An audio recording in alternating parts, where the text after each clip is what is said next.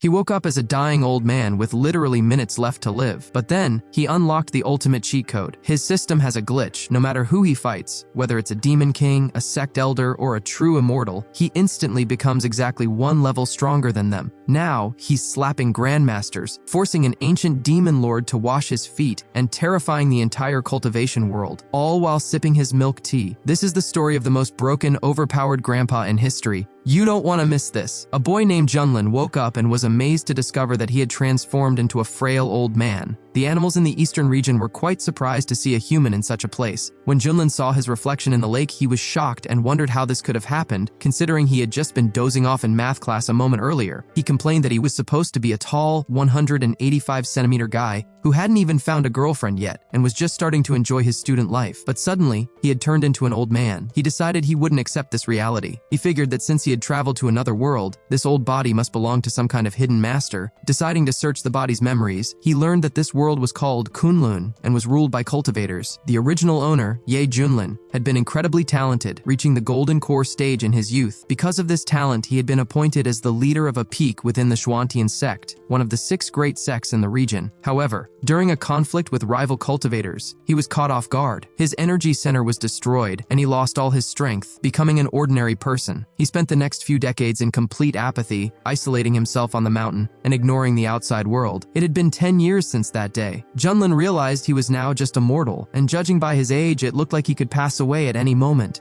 But then he remembered reading web novels and reasoned that if this was a transfer to another world, there had to be some kind of bonus or special power waiting for him. Taking charge, Junlin called out to the system, claiming his daddy was here and telling it to show up quickly. When he didn't get a response, he asked if it was playing hide and seek. Changing his tactic, he fell to his knees and apologized, saying he was just joking and begged for a sign. He wondered if perhaps it wasn't a system, but maybe a ring with an elder spirit inside. He took off his ring, looked at it, and asked if an old doctor was in there. Receiving no answer again, he lost his patience and shouted for the old man to stop hiding. He threw the ring on the ground, raised his cane to the sky, and started cursing loudly. After his outburst, the system suddenly appeared, stating that rude language had been detected and it had activated automatically. It asked the owner to be more polite. Junlin was relieved it finally showed up, admitting he thought it was unfair and that he was just imagining things. The system apologized, explaining that it had also been fast asleep and had just woken up. To make up for the inconvenience, it offered him a starter kit. When Junlin told it to open the gift, the system congratulated him on gaining a special ability to match strength. Basically, whenever he met an opponent with a higher level than him, he would permanently gain a cultivation level higher than theirs with no side effects. Junlin was worried because he was currently an ordinary person, so he asked what would happen if he encountered an immortal. The system assured him it wasn't lying and that he could safely test it out. Junlin was thrilled, realizing this meant he could be invincible and always one step ahead of everyone. However, when he asked why he needed to cultivate, the system showed a respectful reminder that he only had 1 hour left before his natural end. Shocked, Junlin asked if he was really going to perish that soon. He realized he needed to go down the mountain and find someone to fight in order to gain strength and extend his life. He finally understood why the old man had stayed isolated on the mountain. Suddenly, a timer appeared showing only 35 minutes remaining. Panicking, he asked if he really wouldn't make it. Just then, he looked at the mountain and saw a massive storm approaching, which looked like a swarm of monsters. Inside the dark clouds stood the former sect leader who had been removed from office years ago. The current leader stood before his enemies and asked who dared to challenge the Xuantian sect. An eagle man emerged from a magic shell, mocking the sect and revealing that the demon monster king was still alive and planning to eliminate them all that day. The leader recognized the enemy as a vile creature he had defeated and thrown off a cliff years ago. He was shocked that the creature survived and returned for revenge. The demon king laughed loudly, powering up his energy and asking if that was enough. The leader was horrified to see the enemy had reached the powerful embryonic soul stage. Realizing they couldn't compete with such strength, the leader turned to his people and declared they wouldn't give up without a fight. The demon king mocked them, threatening to finish off all the Taoists. A chaotic battle then broke out between the sect members and the invaders. The monsters were overpowering the warriors. Watching from the ground, Junlin wished someone would just hit him. The system appeared and warned him that only 30 minutes remained. He started worrying because time was running out, and the battle was too far away for anyone to hear him. He tried to climb the stairs, but his old back was failing him. He knew he wouldn't make it down in time. Meanwhile, the demon king shouted that the humans were weaklings and their lives would end today. Releasing his full energy, the king knocked down all the warriors with a single blow. The sect leader realized the gap between the golden core stage and the embryonic soul stage was too massive. The demon king laughed and asked if anyone else dared to resist. Suddenly, Junlin climbed up the mountain and shouted for the demon king to look at him. The king flew over to the old man, asking if he was tired of living. Junlin taunted the bird to attack him, mentioning that he was waiting. He was glad he arrived in time, having used a crystal-powered loudspeaker from the old man's memories to get their attention. The demon king remarked that he had never seen such a bold old man. The sect leader and his disciples looked up, wondering if that was their legendary elder Yi from the peak. They noted he hadn't interfered for decades and had lost his powers. The demon king asked if Junlin was just looking for a quick end. Junlin called the bird his grandson and threatened to eat him like a quail. The system warned there were only 10 seconds left. Junlin worried that the bird was too talkative and slow, fearing he might pass away without a fight. As the system counted down the final seconds, the demon king finally attacked, promising to crush the old man to dust. Junlin was actually happy because his wish was being fulfilled. Suddenly, his eyes lit up as the system processed the incoming attack. The system detected an attack at the initial embryonic soul stage. It immediately triggered the special ability, boosting the old man's power to the middle level of the same stage. Junlin evolved instantly. Using a fire technique, he neutralized the bird's attack effortlessly. The onlookers were stunned by the terrifying aura, and Junlin transformed from an old man back into a young warrior. Junlin declared that this was the true power of the embryonic soul. The demon king was shocked to see Junlin was even stronger than him. The sect members couldn't believe it, realizing that Junlin must have been pretending to be weak all those years while quietly advancing his cultivation to the highest level. It turned out their junior brother was actually the most powerful one among them. The warrior noted that masters at the embryonic soul stage were extremely rare in the wild region, and now one was standing right there. Realizing this, the demon monster king immediately changed his tune, treating Junlin with respect. He claimed the whole situation was just a big misunderstanding and suggested they settle their differences later, even offering to pay a friendly visit to the sect. Junlin wasn't buying it. He pointed out that the king had destroyed his sect's foundation and eliminated many disciples, so calling it a misunderstanding was ridiculous. Just then, the system congratulated Junlin on his first victory and rewarded him with a divine technique called the Great Void Finger that binds the heavens. Junlin wondered if this was a legendary technique. He asked the bird if he would believe it was just a misunderstanding if someone wiped out his entire clan. The demon king retorted that while Junlin was slightly stronger, the gap wasn't massive, implying he wasn't afraid to fight to the finish. Junlin clarified his stance. He didn't bother anyone unless they bothered him first, but since the king had offended him and harmed his people, Junlin intended to defeat him to secure his position. He called the king a monster who couldn't be forgiven. The king argued that humans had forced his hand and declared that he was willing to sacrifice his own spiritual core to ensure he took Junlin down with him. Deciding not to wait, Junlin unleashed his power to finish the battle. He told the bird he had no idea what his limits were and used the Great Void Finger technique. Seeing the massive energy cage forming around him, the king was shocked and realized instantly that he had lost. Desperate to survive, the king started bargaining, offering up anything, even his own tribe, just to live, pleading that he had only recently reached his high cultivation stage. Junlin ignored the pleas and completed the attack. Seeing their leader defeated, the other monsters panicked and tried to flee. However, Junlin wasn't about to let them escape. He released a wave of energy that eliminated the remaining threats, declaring that these birds wouldn't bother the Shuantian sect anymore. The sect leader looked at Junlin, referring to him as junior brother Ye, and admitted they were in his debt. He apologized, confessing he thought Junlin's abilities were gone forever and never expected him to break through to the ancestral soul stage. A female disciple chimed in, saying Junlin didn't look like someone who had given up. Another peak leader agreed, theorizing that Junlin must have been keeping a low profile to protect the sect from the shadows. Junlin thought to himself that they had very active imaginations, but he decided to let them believe that narrative so he wouldn't have to explain the system. Suddenly, warriors rushed in with urgent news. The Fanglei sect had seized their spiritual minds and veins, and many guarding disciples had been injured or defeated. The leader was shocked,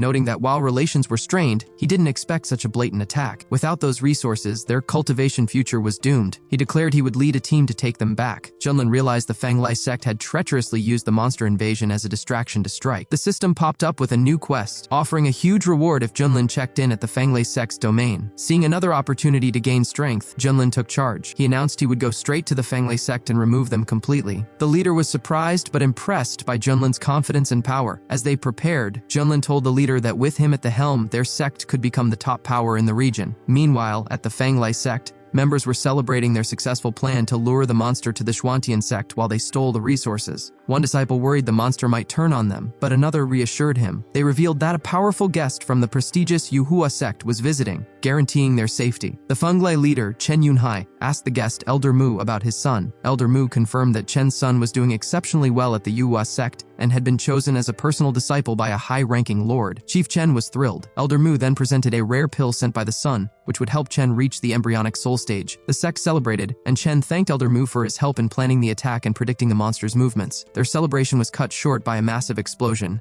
as the defensive formations were shattered. Junlin emerged from the smoke asking if this was the Fanglei sect. Chief Chen demanded to know who dared to intrude. Junlin calmly introduced himself. The warriors were terrified by his overwhelming aura. At that moment, the system confirmed Junlin had reached the check-in spot and rewarded him with the seal of the human ruler and the Great Void technique. Junlin was happy to get another familiar ability. Chief Chen was confused, recognizing Junlin's name as the crippled leader from the rival sect but sensing the power of an embryonic soul. Junlin asked if they were pretending to be clueless about their collusion with the Monster King. He announced that as punishment, the Fanglei sect would end today. Chen realized that if Junlin was here, the Demon King must have been defeated. Panic set in. Chen turned to Elder Mu for help, feeling confident because Mu was at the even higher spirit transformation stage. Elder Mu looked at Junlin with contempt, calling him a puppy and ordering him to kneel and break his own arms if he wanted to keep his life. Junlin refused to back down, asking who the old man thought he was. Elder Mu released his pressure, revealing his spirit transformation power, which terrified the onlookers. Chief Chen laughed, telling Junlin he was out of luck this time. He mocked him, saying that without support, he would be easily crushed, and suggested he beg Elder Mu for mercy. Instead of begging, Junlin decided to show them his true capability. The system detected the higher-level threat and triggered the evolution. Meanwhile, back at the mines, the Xuantian leader defeated the remaining enemies. A captured Fanglei elder laughed, revealing that the Yuhua sect was backing them because of their connection to the sect's heir. The Xuantian leader realized Junlin was walking into a trap against a spirit transformation master. He told his team they had to rush to the Fanglei sect immediately to save Junlin, willing to risk his own life to protect their sect's only hope. Back in the main hall of the Fanglei sect, Junlin started laughing. Chief Chen was confused, thinking the boy should be paralyzed with fear knowing that Elder Mu was at the powerful spirit transformation stage, yet he seemed amused. Elder Mu looked down on him, sneering that Junlin wasn't even worth his time. He compared the Xuantian sect to an anthill and claimed that to the massive Yuhua sect, Junlin was just a speck of dust. He added that since he was already annoyed,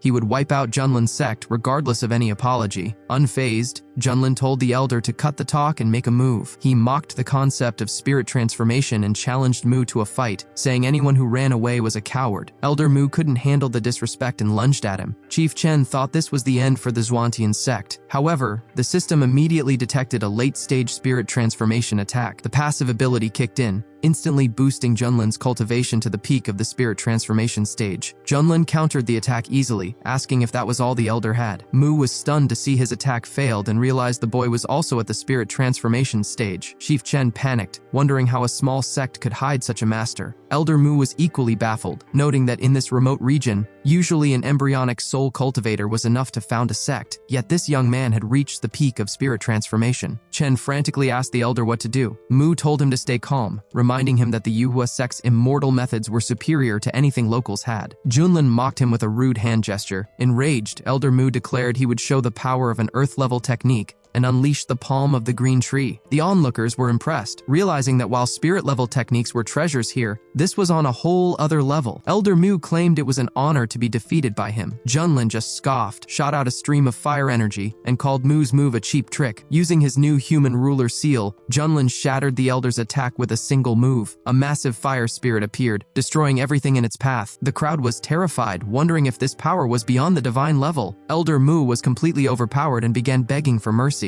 Junlin reminded him of his rule: if no one bothers him, he bothers no one. But if attacked, he destroys the enemy. Mu tried to threaten him, saying the Yuhua sect would seek revenge if he perished. Unimpressed, Junlin asked why he was still making threats and used a fire arrow to finish the elder off. Seeing his protector gone, Chief Chen fell to his knees, claiming it was all a misunderstanding, and offering to become Junlin's servant. When Junlin refused, Chen desperately mentioned that his son, Chen Shao, was a personal disciple in the Yuhua sect with the potential to become an immortal, implying Junlin shouldn't offend him. Junlin replied that it was perfect. He'd just wait for the son to show up so he could gain more experience points. He reiterated that since the Fanglei sect attacked first, they had to be eliminated. Junlin proceeded to level the entire place. As the fires burned, Chief Chen shouted that his son would avenge this 1,000-fold. Junlin watched the destruction and noticed a box fall from the flames. Looking at the sky, Junlin saw his sect leader and the team arriving. The leader was relieved to see Junlin alive. Junlin mentioned he was just finishing up with the Fanglei sect. The leader grabbed his hand, saying they were lucky to be alive and needed to leave before the Yuhua sect elder spotted them. Junlin casually asked, "You mean that elder? I already finished him." The leader was floored, asking if he really defeated a spirit transformation master. A female disciple named Su chimed in, saying she knew peak leader Yi could handle it. Junlin confirmed he was at the spirit transformation stage, but suggested they skip the chat and start gathering the resources from the defeated sect. The leader was still processing the fact that his junior brother was so powerful. Suddenly, a disciple named Xiao found a rare pill likely brought by the Yuhua elder. Junlin told him to give it to the sect leader so he could break through to the embryonic soul stage, which would strengthen their whole sect. The leader was incredibly grateful for the gift. Suddenly, the system announced that a suitable disciple had been found within a radius of 100 li. It turned out to be the head of a demon cult who was at the true immortal level. The system promised an unimaginable reward if Junlin accepted him as a student. Junlin was thrilled because this wasn't just a new mission, it was a chance to encounter a true immortal. He realized that if he challenged this person, his special ability would allow him to instantly copy that level, making him invincible not just in the wild region, but in the entire realm. Back at the sect, a disciple named Su voiced her concerns. She asked if the Zhuantian sect really stood a chance against the powerful Yuhua sect now that they were enemies. The sect leader admitted that the Yuhua sect was too powerful for them to compete with. He turned to Junlin and urged him to leave the region. He believed Junlin's talent was too incredible to be wasted there. The leader explained that when the enemy came for answers, the rest of the sect would sacrifice themselves to buy time,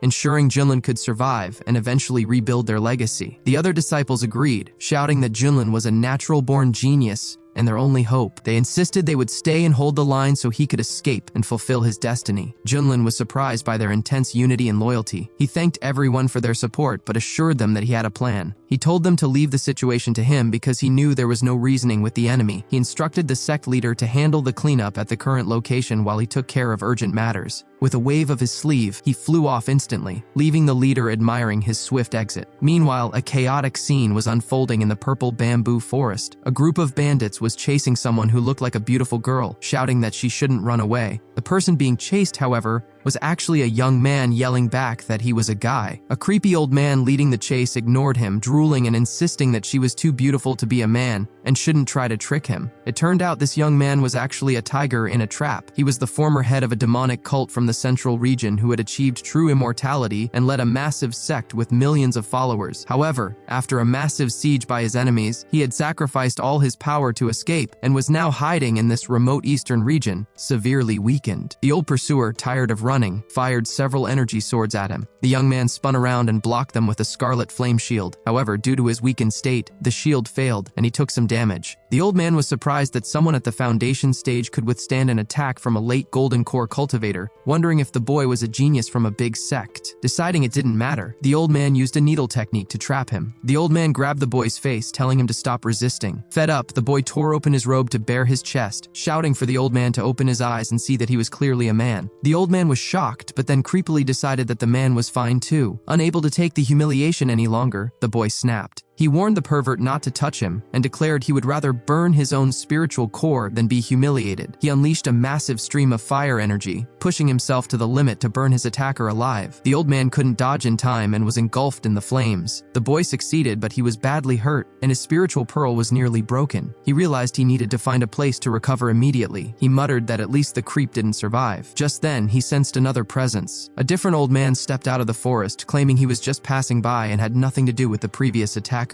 The boy politely said he hoped they would meet again and tried to leave. However, this new old man was also up to no good. He rushed forward, admitting he was interested in the boy's secrets and how he possessed such power. He tried to grab the boy to search his memories. The boy cursed him, realizing he was too weak to fight back and that this might be the end. Just as the boy fell to the ground in despair, a figure far more powerful than anyone present flew directly over them. The attacking old man immediately looked up, terrified, as he sensed a master at the spirit transformation stage arriving. Junlin stopped to observe the situation. The creepy old man immediately panicked, begging for mercy and offering to give the girl to Junlin if he would just let him go. Junlin didn't bother with the conversation. He simply unleashed a beam of energy, declaring that such worthless people didn't deserve to exist. The old man didn't even have time to react before the beam pierced his heart, ending him instantly. Hong was stunned. First, he had been trapped by a golden core master, and now a spirit transformation expert had appeared. He wondered if his luck had truly run out, and if he was destined to perish there. Junlin mentally asked the system if it was serious about this person being the head of a demon cult and a true immortal. The system confirmed it wasn't joking. It explained that this was indeed Hong Kan, though his power had weakened significantly to the foundation establishment stage. The system activated its Eye of Insight, revealing that Hong possessed the Divine Fire King talent. Junlin looked him over. With his snow-white skin, refined features, and long hair, it was easy to see why anyone would mistake his gender. Hong grew wary of Junlin's intense stare, fearing that this newcomer might have the same creepy intentions as the old man. However, Junlin was just calculating. He knew that with Hong's experience and talent, regaining his former power would be easy. Recruiting him as a disciple was a guaranteed win. Junlin told the boy that he had exceptional bone structure and true talent. He announced that from that day on,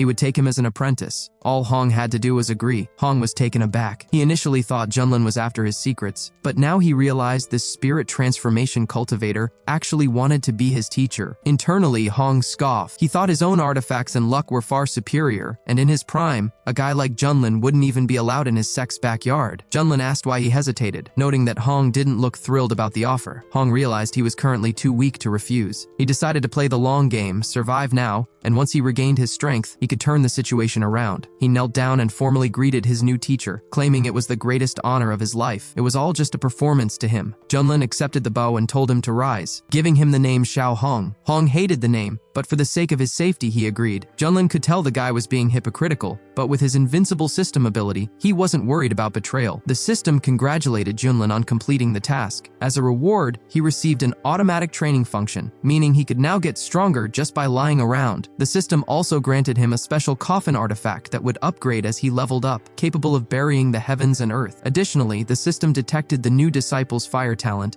and offered a free upgrade package, the 3000 fiery flames technique and a fire source pill to restore his foundation. Junlin realized these rewards were game-breaking, designed to challenge the laws of the universe. Hong noticed Junlin smiling and assumed his teacher was just feeling smug about acquiring a talented student. He waited for what he assumed would be a disappointing lesson. Junlin told him that he wouldn't expect him to accept his authority without a gift, so he handed over a technique manual. Hong thanked him, but internally he expected some trashy provincial technique. However, when he read the title 3000 Fiery Flames and looked inside, he was floored. He realized that the technique he had used to achieve immortality in the past was garbage compared to this. This manual completely revolutionized fire magic. It was definitely an immortal, perhaps even saint-level technique. Hong realized that with this book, his strength would grow to incredible heights. Simply returning to his old level of power no longer seemed like enough. Junlin noted that Hong looked pleased. Hong turned around and genuinely thanked him, wondering how a cultivator in this remote region stumbled upon such a treasure. Junlin didn't stop there. He tossed a pill to Hong, saying it would help him master the technique. Hong caught it and was shocked again. It was a fire source pill, a divine item that fire cultivators, even immortals, would fight wars over. He couldn't believe a spirit transformation master had one to give away. Junlin asked if he doubted the gift. Hong quickly replied that he didn't doubt him at all and that being his disciple was a huge honor. Privately, Hong decided that Junlin must not understand the true value of these items and likely found them in some ancient ruin. He knew he had to keep his composure. Junlin found the former demon leader's shifting expressions amusing. He told Hong to take the pill immediately and that he would stand guard. Hong agreed, thanked his mentor, and swallowed the pill. His power levels began to rise instantly. Junlin monitored the progress: initial foundation stage, middle, late, peak, and then breaking right through the golden core. He knew the standard progression, but this guy was a true immortal recovering his power. In just half an hour, he had already reached the embryonic soul stage. It was an incredibly strong start. Hong himself couldn't believe how fast he had broken through, vowing that once he returned to the central region, he would wash away his past shame. When Hong finished, he politely apologized for disturbing his teacher. Junlin brushed it off, saying it was time to return to the sect so he could introduce Hong to the elders. By that evening, the main hall of the Xuantian sect was buzzing with rumors. Everyone was saying the peak leader was unbelievably strong, having destroyed an embryonic soul master with a single finger and saving their land twice. Many disciples regretted not recognizing his power earlier. Now that he had a disciple, they assumed his standards must be sky high. When Junlin arrived, the crowd cheered. However, when they saw the person with him, confusion spread. They mistook Hong for a stunningly beautiful girl, whispering among themselves about where such a beauty came from and why she was so close to the peak leader. Hong looked around with disdain, thinking this clan was far too weak. They wouldn't even qualify as servants in his old sect. The sect leader greeted Junlin and asked who was with him. Junlin introduced Hong as his new disciple and told him to greet the sect leader. The leader was shocked to hear this girl was a disciple. Sue, a female disciple, looked annoyed, clearly jealous that the peak leader had picked such a pretty girl. Unable to take the insults any longer, Hong stepped forward and snapped at her, declaring loudly that he was a man. Junlin didn't appreciate the outburst. He slapped the back of Hong's head, telling him to control himself, noting that Sue was his senior sister and he should apologize immediately. Hong grit his teeth, apologized, and admitted it was his mistake. Internally, however, he told himself to endure it for now. Once he reached the spirit transformation stage,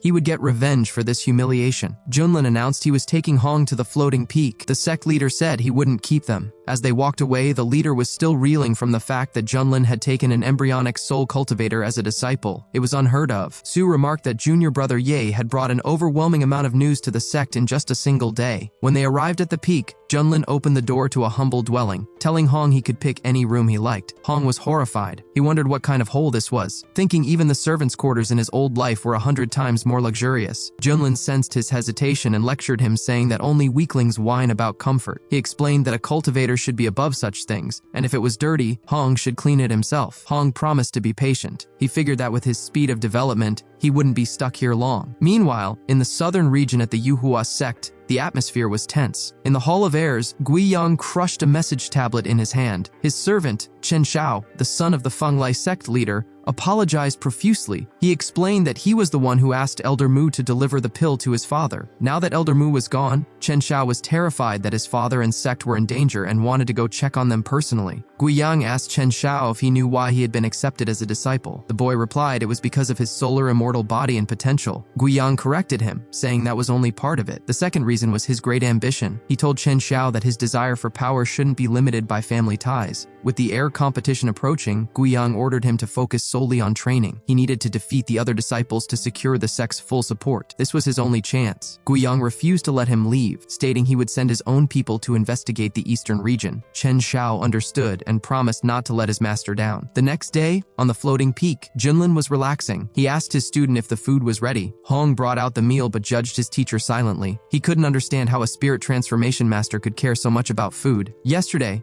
Junlin was lecturing him about adaptation, and today he was indulging himself. Junlin tasted the food and praised it, noting the meat and beans were delicious, especially with the spices provided by the system. He told Hong to try some. Hong refused, stating he had long ago reached a state where he didn't need to eat. Junlin was surprised and scolded him, saying he shouldn't reject the joys of life just for cultivation. Reluctantly, Hong took a bite just to satisfy his teacher. He expected nothing, but the moment he tasted it, he was overwhelmed. It was incredible, so delicious that he hadn't felt such happiness since he was a child. Junlin asked why he was crying. Hong remembered being hungry as a kid and dreaming of eating meat. He realized that in his pursuit of power, he had forgotten what it was like to simply live and enjoy things. He admitted his mentor was right. Suddenly, Junlin noticed Hong's energy spiking. He watched as Hong broke through the embryonic soul stages, initial, middle, late, peak, and smashed right into the full spirit transformation stage. The guy had leveled up just by eating a meal. His talent was terrifying. Hong opened his eyes, realizing he had broken through without even trying. Junlin congratulated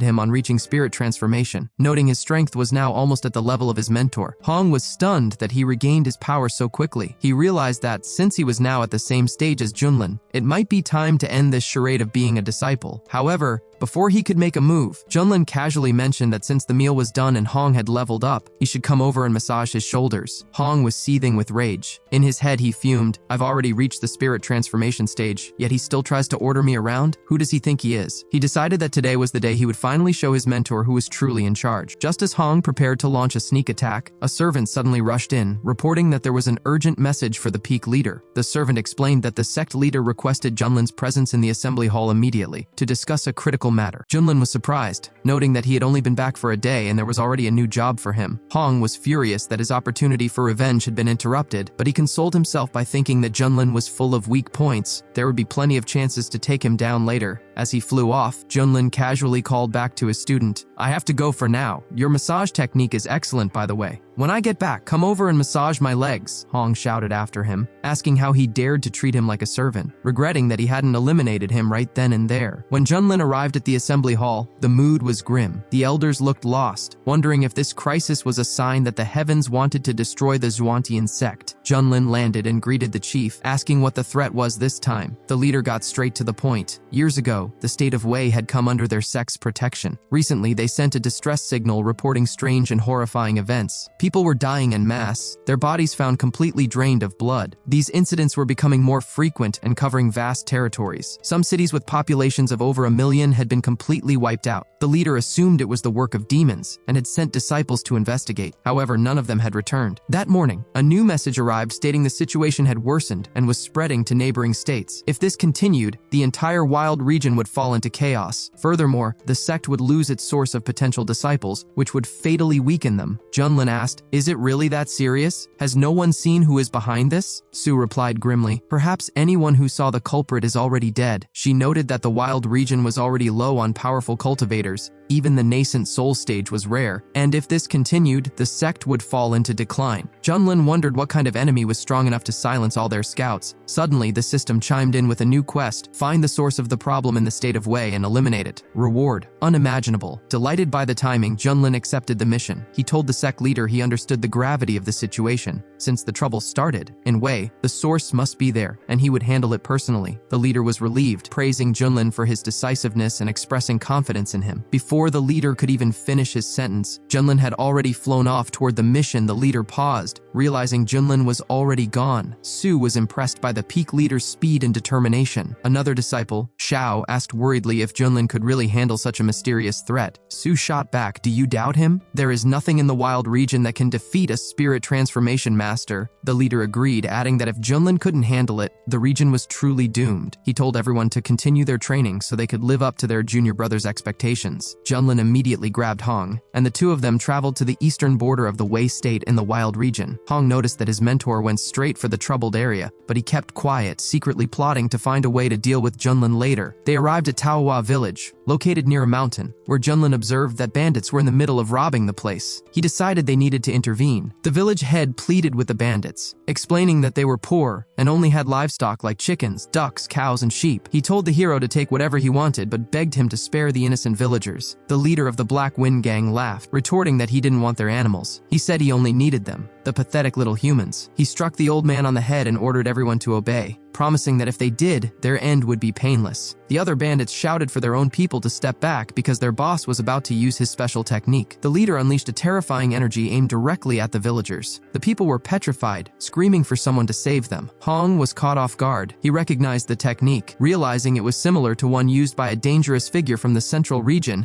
who was supposed to have perished when the Holy Lands destroyed him. Junlin noticed the look on Hong's face and asked if he knew the technique. Hong quickly lied, claiming he didn't know it and just found it strange. Junlin didn't appreciate the attitude, calling him a puppy and scolding him for his tone. Internally, Hong realized that if his guess was right and that specific person was involved, they were in serious trouble. Meanwhile, the villagers were panicking, terrified of losing their lives. Junlin decided to end the chaos. He grabbed the bandit leader from behind and told him to stop. The leader spun around, charging a fist attack and demanding to know who dared to interfere. Junlin easily countered the attack with a beam of fire, telling the man to calm down because they had questions. The bandits' minions were shocked to see their boss hurt. The leader immediately sensed Junlin's aura and realized he was facing a spirit transformation master. Terrified, he instantly begged for mercy. Junlin ordered him to reveal his background. The bandit leader explained that he used to be a palace guard in the Wei state. However, he saw something he shouldn't have and was sentenced to death, forcing him to flee the palace. Junlin asked what he saw and where he learned the dark technique. The bandit replied that he had spotted the crown prince secretly visiting the mountains behind the palace, though he hadn't dared to investigate further. As for the technique, he received it from a mysterious organization while on the run. He didn't know their origins. They simply told him to use the technique to absorb people's life force to increase his strength, and he did it to survive. Junlin suspected a massive organization was pulling the strings and that their actions were linked to the strange phenomena plaguing the region. He asked Hong for his thoughts. Hong secretly worried that the teaching methods were too similar to his old enemy. He wondered why that person would be in the wild region, but lied to his mentor again, saying he didn't know. Privately, he was certain that if that ancient enemy was behind this, Junlin's spirit transformation level wouldn't be enough, and this trip to the Wei state would be his end. Junlin decided to verify the bandit's story personally. He used a technique to enter the man's subconscious and scan his memories. He confirmed the bandit wasn't lying, but noticed he had left out some important details. Junlin declared that they needed to head to the Wei Imperial Palace immediately. Hong decided not to leave any loose ends. With a simple flick of his finger, he unleashed a fire attack that incinerated all the bandits instantly. He turned to his mentor with an innocent look and asked, "Did I do something wrong?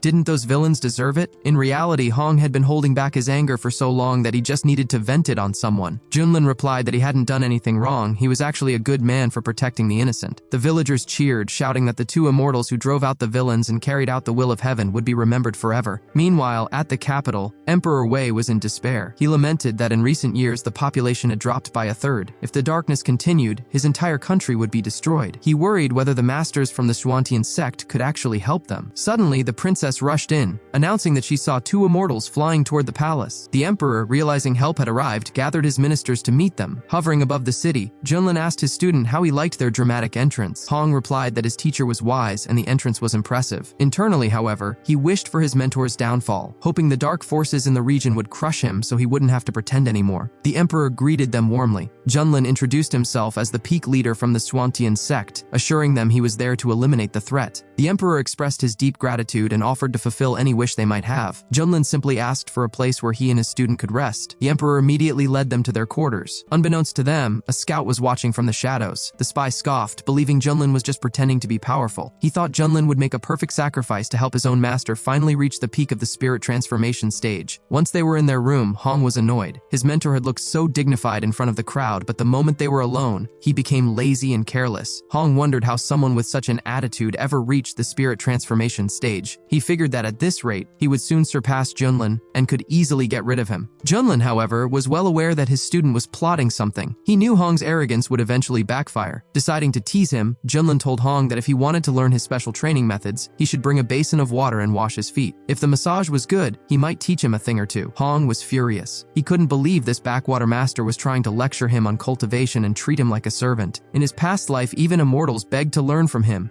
He was practically the ancestor of fire cultivation. Junlin pressed him, asking if he was too proud or if he wanted to continue relying on his elders to get stronger. Hong fumed silently. He was the great leader of the fire cult. Washing feet was beneath him. He decided it was time to end this farce. Just as the tension peaked, a knock came at the door. A voice announced that they had important information regarding the strange phenomena in the kingdom. Junlin asked who it was. The young man replied that he was the crown prince of the Wei state, Zhao Hen. He said the fate of the country was at stake and begged them to listen. Junlin told him to come in. Seeing the prince, Junlin realized this was the same person the bandit had mentioned, the one allegedly visiting the mountains and involved with the dark organization. However, looking at the boy, Junlin noted that he didn't seem like the villain the stories made him out to be. Prince Hen confided in the immortals, claiming he had a secret he hadn't shared with his father. He suspected that the source of the evil plaguing the state was connected to the mountains behind the palace. He explained that he had recently seen flying creatures entering a cave at night, which coincided with the disappearance of several courtmaids and servants. He flattered them, saying he knew only they could save the people, and asked them to eliminate the creatures. Junlin scanned the mountains with his senses, but felt no threat. He realized the prince was either lying or had a defense system strong enough to mask the danger. Regardless, Junlin agreed to see the cave, curious to find out what the prince was actually planning. Prince Hen thanked them and led the way, claiming that with their help, they would rid the state of evil. As they walked, the prince secretly looked forward to Junlin's end. However, they were spotted by the princess. She recognized her older brother and knew he usually behaved poorly despite their father's warnings. Seeing him secretly meeting with the masters from the Swantian sect worried her, and she decided she needed to inform her father immediately. When they arrived at the mountains, Junlin remarked that the place didn't look like a lair for flying monsters. The prince suddenly dropped the act and announced that they had arrived. Junlin was pleased, saying they would finally see what was being hidden. The prince sneered, admitting he didn't expect to deceive them so easily. He mocked Junlin for being overconfident and led astray, telling him that he didn't understand that there was always someone stronger. The prince declared that this place would be their grave and shouted for his allies to act. Elders emerged from the shadows and immediately activated a powerful sealing formation. A cult elder stepped forward, acknowledging Junlin's recent fame for defeating a demon king. However, he boasted that inside this specific formation, even a spirit transformation master would be unable to escape. The prince ordered them to capture the leader alive because their master needed him. However, he pointed at Hong, mistaking him for a girl in red, and told them to strip away her powers so he could have some fun with her. Hong immediately snapped. He asked what the prince just said, furious that boundaries had been crossed. Without hesitation, Hong unleashed his fire powers and attacked. The prince was shocked when Hong shattered the formation with a single blow. The cult elder realized in horror that the peak leader had brought a disciple who was also at the spirit transformation stage and possessed immortal level techniques. Otherwise, the array never would have broken. Frustrated that his plan failed, the prince tried to negotiate. He suggested that with their combined strength, they should join his master to secure a bright future. Hong was furious and asked how he dared to speak like that. He declared that he would make the prince suffer for his insults. Hong immediately attacked the prince who had set them up, deciding to use his fire abilities to ensure he wouldn't bother them anymore. The prince was helpless against the intense flames. Junlin watched the scene and noted that the prince had clearly struck a nerve. However, he ordered Hong to stop before finishing the job, explaining that he needed to ask a few questions first. Hong obeyed the order and extinguished the fire with a simple snap of his fingers. Junlin asked the prince who his master was and how he had forced him into servitude. The prince replied that his master was the greatest immortal of the central region, a being with no equal,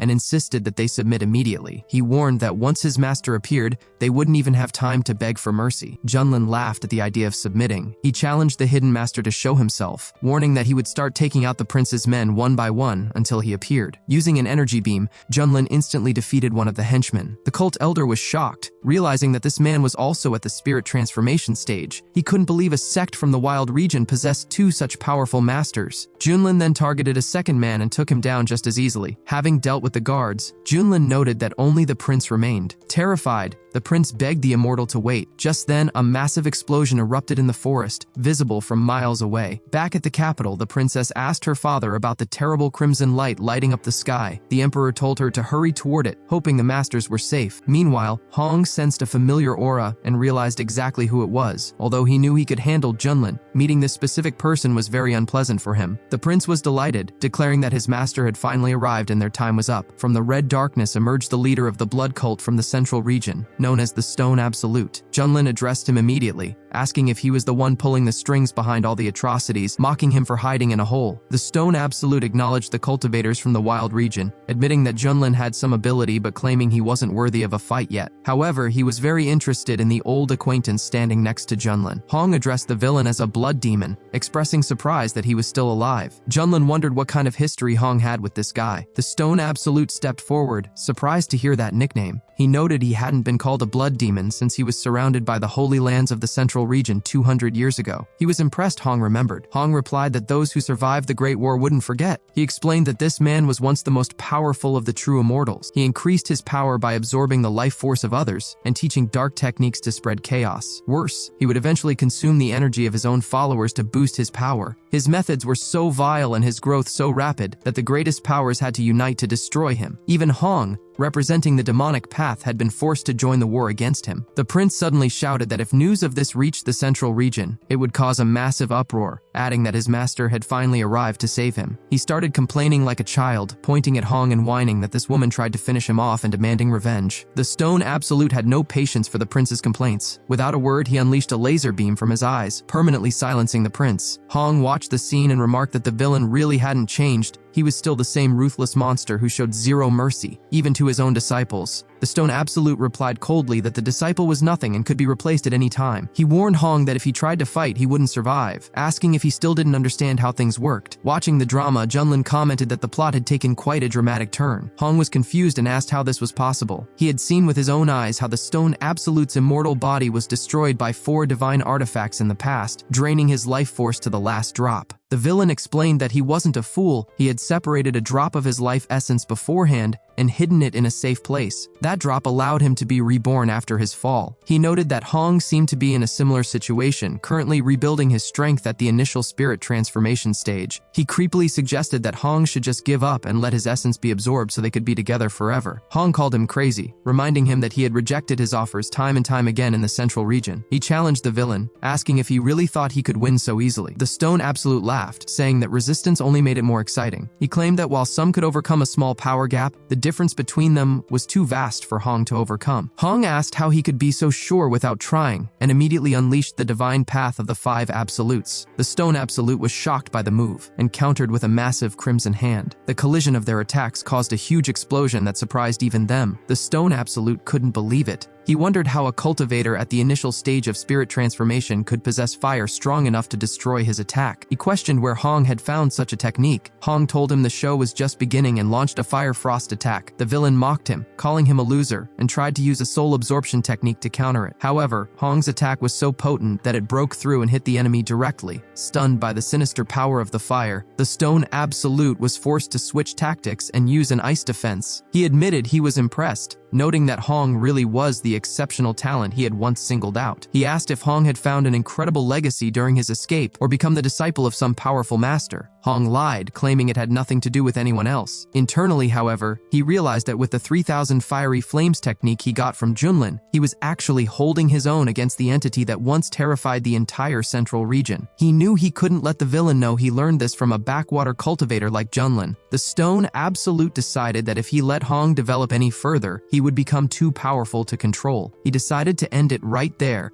and unleash the true power of his immortal body. Meanwhile, back in the city, the citizens suddenly began screaming in pain, their energy likely being drained to fuel the villain's ultimate attack. At that moment, the Stone Absolute began draining the energy from the citizens below. He reveled in the surge of power, declaring that the people of Wei had been his food source for a long time. He bragged that he could devour them instantly to boost his strength whenever he pleased. Junlin told Hong to stop stalling and finish the enemy off quickly. Hong snapped back, telling his teacher not to order him around. Internally, however, Hong was panicking. He had originally hoped that the blood demon would be too much for Junlin, allowing Hong to step in and save the day with honor. But now, he realized the situation was so dire that he might not even escape the fight alive. The villain revealed he was utilizing fusion energy. He recalled how in the past he had fought powerful cultivators from both the righteous and demonic paths without losing ground. He boasted that even elders from the Holy Lands wielding immortal artifacts hadn't been able to completely destroy his immortal body. He announced that his body was already restored to 70% capacity. Once he absorbed every living creature in the wild region, he would reach full strength, and not even the central city would be able to stop him. He told Hong that since he refused to join him, his demise was entirely his own fault. Hong realized the enemy had reached the fusion stage, which was a disaster. He immediately unleashed the violet flame that burns the sky.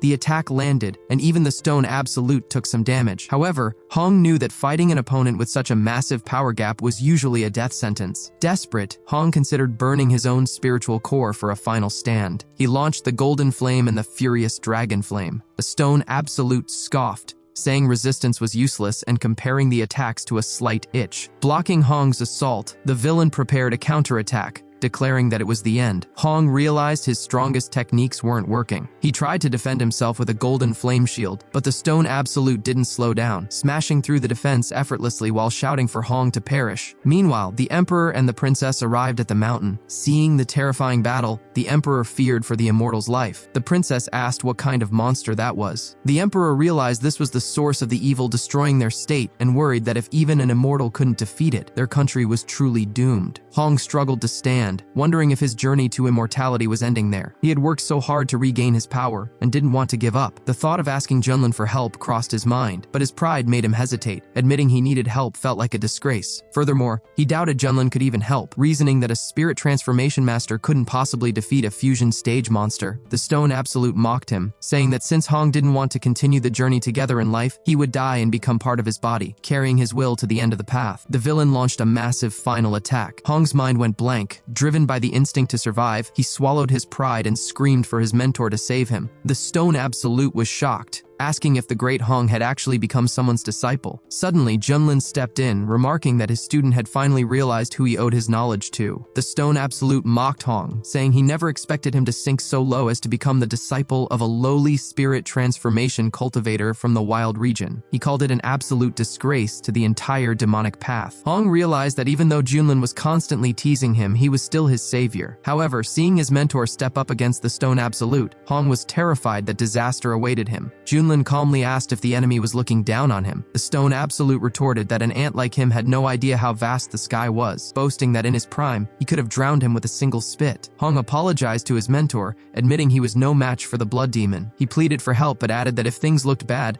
Junlin should just run away. Junlin scoffed at the idea of running, saying it was out of the question. He told Hong to watch closely as he defeated this enemy for the sake of his student. The Stone Absolute laughed, asking who exactly the immortal planned to defeat. He doubted Junlin could withstand even a single blow. Calling him an ignorant upstart, the villain launched a massive attack. Hong screamed for his mentor to forget about him and flee, convinced it was all over. Suddenly, the system announced that it had detected an enemy at the initial fusion stage. The passive effect of meeting the strong immediately activated, boosting Junlin's power to the middle fusion stage. Without wasting any words, Junlin used his newfound strength to easily shatter the villain's attack. The Stone Absolute was stunned, unable to understand how a spirit transformation cultivator could pull that off. Then realization hit him. He exclaimed that the immortal wasn't at the spirit transformation stage at all, he had also reached the fusion stage. Hong was equally shocked. He couldn't believe Junlin had hidden his true level so deeply, pretending to be weaker while actually being a powerful fusion master. It made sense now why Junlin was always so confident and provocative. Hong was incredibly relieved he hadn't tried to fight Junlin earlier, or he would have been crushed. Watching from a distance, the princess screamed in admiration admiration, saying the immortal looked so impressive that she wanted to be like him. The emperor remained cautious, noting that their opponent was a terrifying monster with an immortal body, so the battle would still be incredibly difficult. Junlin felt the surge of fusion stage power, feeling as if he could destroy heaven and earth with a single wave of his hand. The Stone Absolute regained his composure, arguing that even if they were both at the fusion stage, the difference in their techniques was massive. He declared he would show Junlin what true power looked like and unleashed his full energy. Junlin retorted that the villain had no idea what true power was. He countered by using the seal of the Human King. The Stone Absolute tried to deflect the attack with a finger, but it exploded violently on contact. Confused, the villain asked what happened. Junlin explained that thanks to the system, his Human King seal had reached the master stage, making it far stronger than before. The Stone Absolute sneered, pointing out that Junlin still couldn't destroy him because of his immortal body. He claimed he would eventually win a battle of attrition. Junlin decided it was the perfect time to try out a new move. Asking the villain how he liked this one, Junlin unleashed the Great Void Finger, which had now reached the stage of perfection. As he launched his attack, Junlin chanted the incantation, the first finger to bind the heavens and earth, the second to destroy mountains and rivers, the third to eliminate all living things, and the fourth to crush the heavens themselves. The Stone Absolute was baffled by the sheer scale of the technique. He took back his earlier insults, admitting that Junlin was truly worthy of fighting him. He suggested they stop holding back and settle everything with one final clash. Unleashing his Blood Absolute technique, he channeled energy from every limb to strike. However, Junlin was already prepared. With a single strike, he completely overpowered his opponent. The Stone Absolute was stunned, demanding to know who this person really was. He couldn't understand how such a monster existed in the small wild region, wondering if the talent in the outside world had grown this strong during his absence. Hong was equally shocked. He realized his mentor was terrifyingly strong. Compared to this new move, even the 3,000 Blazing Flames technique looked weak. He finally understood why Junlin had been so confident before. He simply hadn't considered Hong a worthy opponent. Junlin introduced himself as the peak leader from the Xuantian sect. The Stone Absolute refused to believe it. He had investigated the region upon arrival and knew that not even the sect leader had reached the spirit transformation stage, let alone the fusion stage. Realizing he couldn't win, the villain vowed to remember Junlin's name and activated his Bloody Way technique to escape. Hong shouted a warning, realizing that if the monster escaped, the consequences would be catastrophic. The Stone Absolute promised he wouldn't be so careless next time as he turned into mist to vanish. Junlin decided there wouldn't be a next time. He reached out and grabbed the escaping entity. The Stone Absolute screamed in terror, begging for it to end. Junlin stated that consuming human life was a crime against nature, and that the villain had to be removed from the world. With a final burst of power, he completely destroyed the entity, ensuring he would never return. Hong watched in awe, realizing that the infamous blood demon,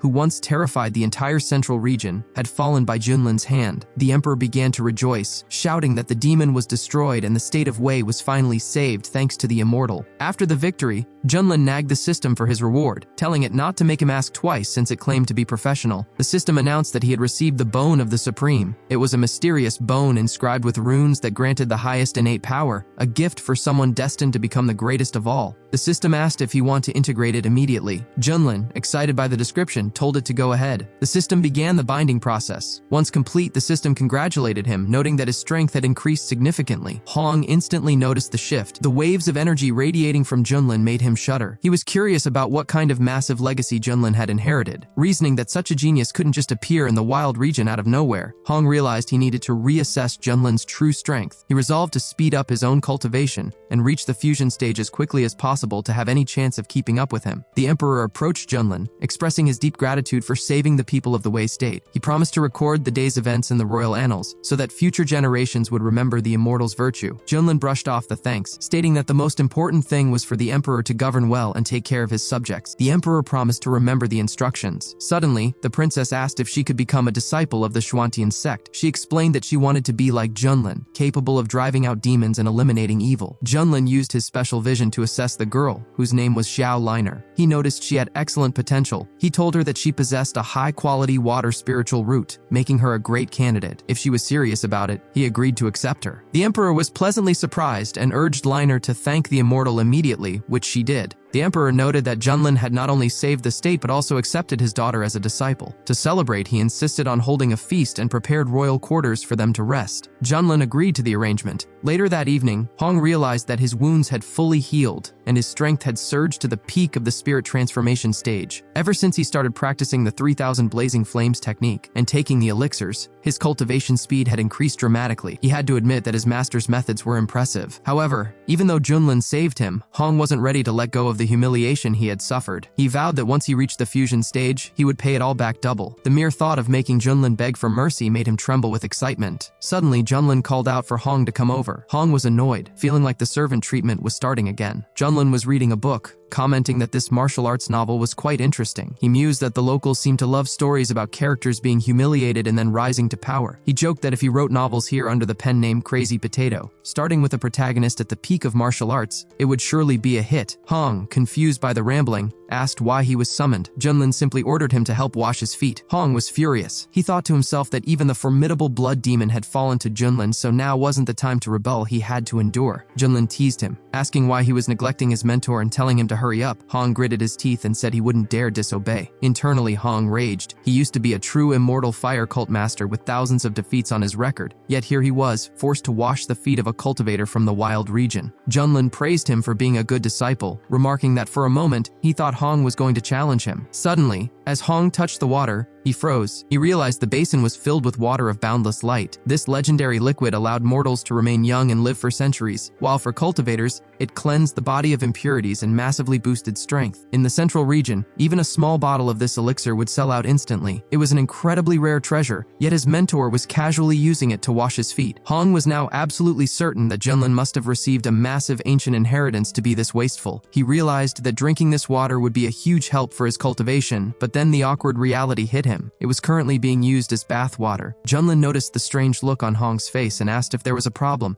joking if he thought his feet smelled bad. Hong quickly replied that it wasn't that, he was just lost in thought. Junlin realized that the system had provided an excessive amount of the boundless light water, so he figured using it for a foot bath while getting a massage from his disciple was a pretty good way to spend his time. He then casually mentioned that the water had cooled down and told Hong to heat it up. Hong complied, placing his hands into the basin and using his fire powers to warm the liquid. Just then, Princess Liner walked in to speak with the immortal. However, Junlin was too busy relaxing to notice her initial reaction. Liner was completely shocked by the scene, finding the dynamic between the mentor and student incredibly bizarre. Feeling embarrassed and awkward, she turned around and ran away. Junlin called out to ask why she was leaving so suddenly, but Hong interrupted, asking if the master was satisfied with the way he was washing his feet. Junlin replied that he was very pleased, though he joked that he wished Hong were a girl so their relationship could be more traditional. Hong was privately fuming at the comment, telling himself he just had to endure a little longer until he became strong enough to make Junlin regret his words. Suddenly, Junlin's communication ring signaled a message from the sect leader. The message urged him to return to the sect immediately to discuss a new strategy. It appeared that an ancient secret realm was about to open in the wild region. The leader believed that if the Xuantian sect could seize this opportunity, they would flourish like never before. Junlin was intrigued by the mention of an ancient secret world. Hong explained that such places were usually packed with rare resources that could fundamentally change a cultivator's destiny. He was surprised such a place existed in this region and knew that as soon as the news got out, chaos would erupt. However, he saw it as his big chance. If he could find a legendary inheritance to combine with his 3000 blazing flames technique, his power would skyrocket. The system chimed in with the new quest, instructing Junlin to complete a task within the Tianyu secret realm for an incredible reward. When Junlin asked for more details, the system teased that telling him now would ruin the surprise. Junlin told Hong to get ready, noting they would say their goodbyes to the emperor and then head back to the sect. At the palace, Liner told her father she was hesitant to leave him and wondered if she should stay. The emperor reassured her, saying that being accepted into the Xuantian sect was a rare honor that most people only dreamed of. He encouraged her to cherish the opportunity. The emperor then promised Junlin that he would follow his instructions, care for his people, and be a good ruler. He also asked Junlin to look after his daughter. Junlin replied that while he would guide her, he wouldn't show favoritism. Her progress would depend entirely on her own hard work. As they departed, the citizens gathered to shout their thanks and say goodbye to the immortal. Meanwhile, At the True Heritage Hall of the Heavenly Ascension sect, the headmaster noted the recent wave of major events in the Wild region. He mentioned the upcoming opening of the Secret World and the news that the Fanglai sect had been wiped out by a certain peak leader from the Xuantian sect. Zhao asked about the specific level of strength of the person in question. The leader explained that,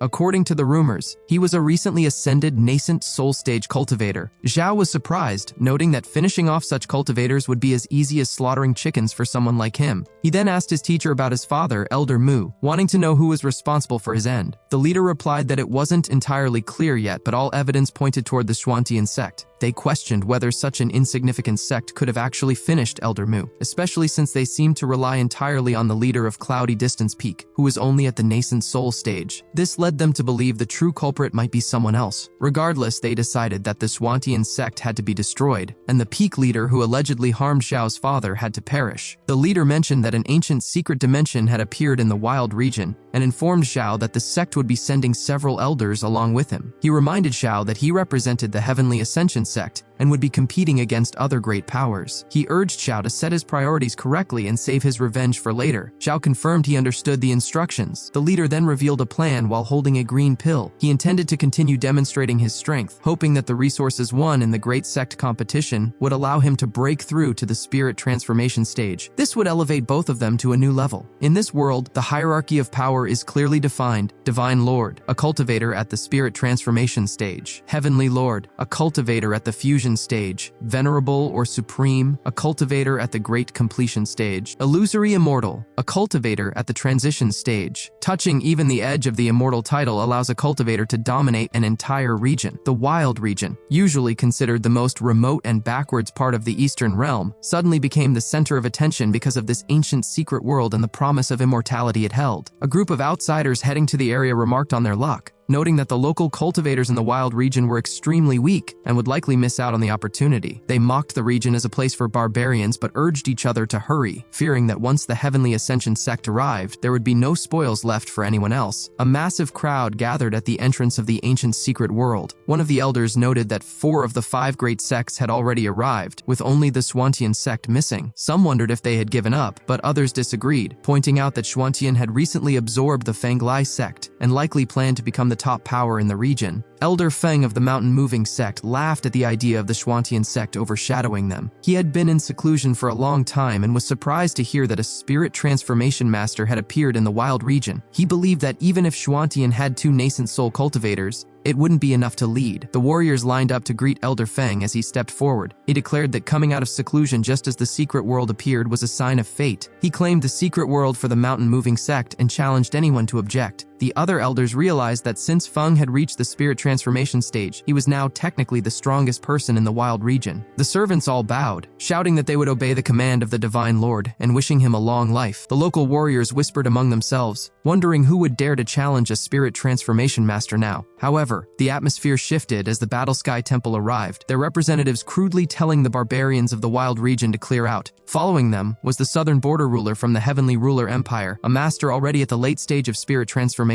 He asked mockingly if there really was such a master in this remote area. Chief Feng of the Mountain Moving sect felt the pressure. He had struggled for 10 years to reach the spirit transformation stage, becoming a legend in the Wild region, only to realize that out in the wider Eastern realm, he was hardly considered significant. Trying to be humble, Chief Feng introduced himself as an elder of his sect and suggested they could call him Xiao Feng to show respect. But the opposing warrior laughed, asking if he wasn't ashamed to act so young and submissive. He told Feng to stay quiet, as no one had given him permission to speak. The other elders joined in, calling the people of the Wild region trash and saying that even with his cultivation, he couldn't compare to them. Chief Feng stood his ground, telling the respected Taoists that while the conditions in the Wild region were harsh, the people were not inferior. He knew his disciples were watching him with hope. If he retreated now, the Wild region would never have a future. Getting angry, he declared that even if they were poor, they were ready to fight, and he challenged anyone to step forward who disagreed. The outsiders were offended by the old man's boldness, calling him an impudent fool looking for an early end. They initially wanted to swarm him, but their leader stopped them, saying they would be laughed at for ganging up on a lone old man from a backwater region. He decided to suppress Feng with a single hand to show him his weakness, and launched a powerful palm attack. Chief Feng didn't flinch. He countered with a shout, meeting the attack head-on. The explosion was so powerful that the enemy was stunned to see Feng successfully block it. Realizing he had underestimated the old man, the opponent grew furious. He drew his weapon, calling Feng an ungrateful old dog and vowing to finish him. Under the weight of the armed attack, Chief Feng was severely injured. He coughed up blood but reminded his opponent that he had promised to fight alone. By breaking that word, the enemy was disgracing the entire Eastern realm. Feng declared that dying for honor was a worthy death and that the cultivators of the wild region would not be humiliated. The Eastern leader was about to grant Feng's wish for death when a powerful seal suddenly detonated nearby. A voice remarked on how busy the place had become. The crowd realized that the abbot of the heavenly temple from the Buddhist province, the master of the Golden Buddha, had arrived. Behind him were other legends, young Master Tian and the heir of the Ice Ocean's top cultivator clan. The local leaders felt a terrifying pressure radiating from the newcomers. Both of the young masters had already reached the fusion stage, making it clear that the wild region stood no chance of winning control over the secret world. Finally, the Heavenly Ascension sect from the Jade Gorge province made their entrance. With their arrival, every major power in the Eastern realm was now gathered at the gates. The crowd erupted into shouts of excitement as Chen Xiao, the holy son of the Heavenly Ascension sect, made his entrance. Everyone had heard of him. He possessed a solar immortal body and was considered invincible among his peers. Many believed he was destined to be the brightest star of the Eastern region, a legend in the making for the next 100,000 years. One of the chiefs asked if Chen Xiao wasn't originally the crown prince of the Fanglai sect from the wild region. It was well known that he viewed his home region with disgust, seeing it only as a place where he had once suffered humiliation before rising in the Heavenly Ascension sect. An elder from his sect stepped forward, declaring that the Holy Sun was not a figure to be discussed by lowly ants and threatening to finish anyone who spoke out of turn. At that moment, the leaders of the Zhuantian sect arrived. The sect leader noted that he had expected Chen Xiao, the son of the late Elder Mu, to appear once the secret world opened. He felt relieved they hadn't rushed blindly into the chaos. Another elder suggested that while the great powers fought over resources, the Zhuantian sect should perhaps lie low or leave the region entirely to stay safe. Su disagreed, stating that everything depended on junior brother Junlin, though she worriedly asked where he was. Just then, Junlin appeared on the scene. Chief Feng of the mountain-moving sect warned him not to be reckless, but Junlin calmly remarked that these upstarts had gone wild and that without his intervention, the wild region would be doomed. Chen Xiao demanded to know who was approaching. Junlin didn't mince words, introducing himself simply as the person who had finished Chen Xiao's father. The crowd was stunned. They knew him as the peak lord of the Zhuantian sect, but believed he was only at the nascent soul stage. Chen Xiao was consumed by a blinding rage, demanding to know if Junlin was truly the one who ended the patriarch of the Fanglai sect. Junlin teased him, asking if he was referring to that idiot who always bragged about his son's potential. He confirmed that he was indeed the one who dealt with him. Chen Xiao was so furious he could barely speak, but a servant intervened, asking the Holy Sun for permission to capture this madman. The warrior charged at Junlin, calling him a brat who showed no respect. However, Hong stepped forward to protect his mentor. The warrior was momentarily distracted by Hong's appearance, calling him a beauty. Insulted once again, Hong wasted no time, unleashing a flaming virtual ripple that incinerated the warrior instantly. The onlookers were horrified. A spirit transformation master had been defeated just like that.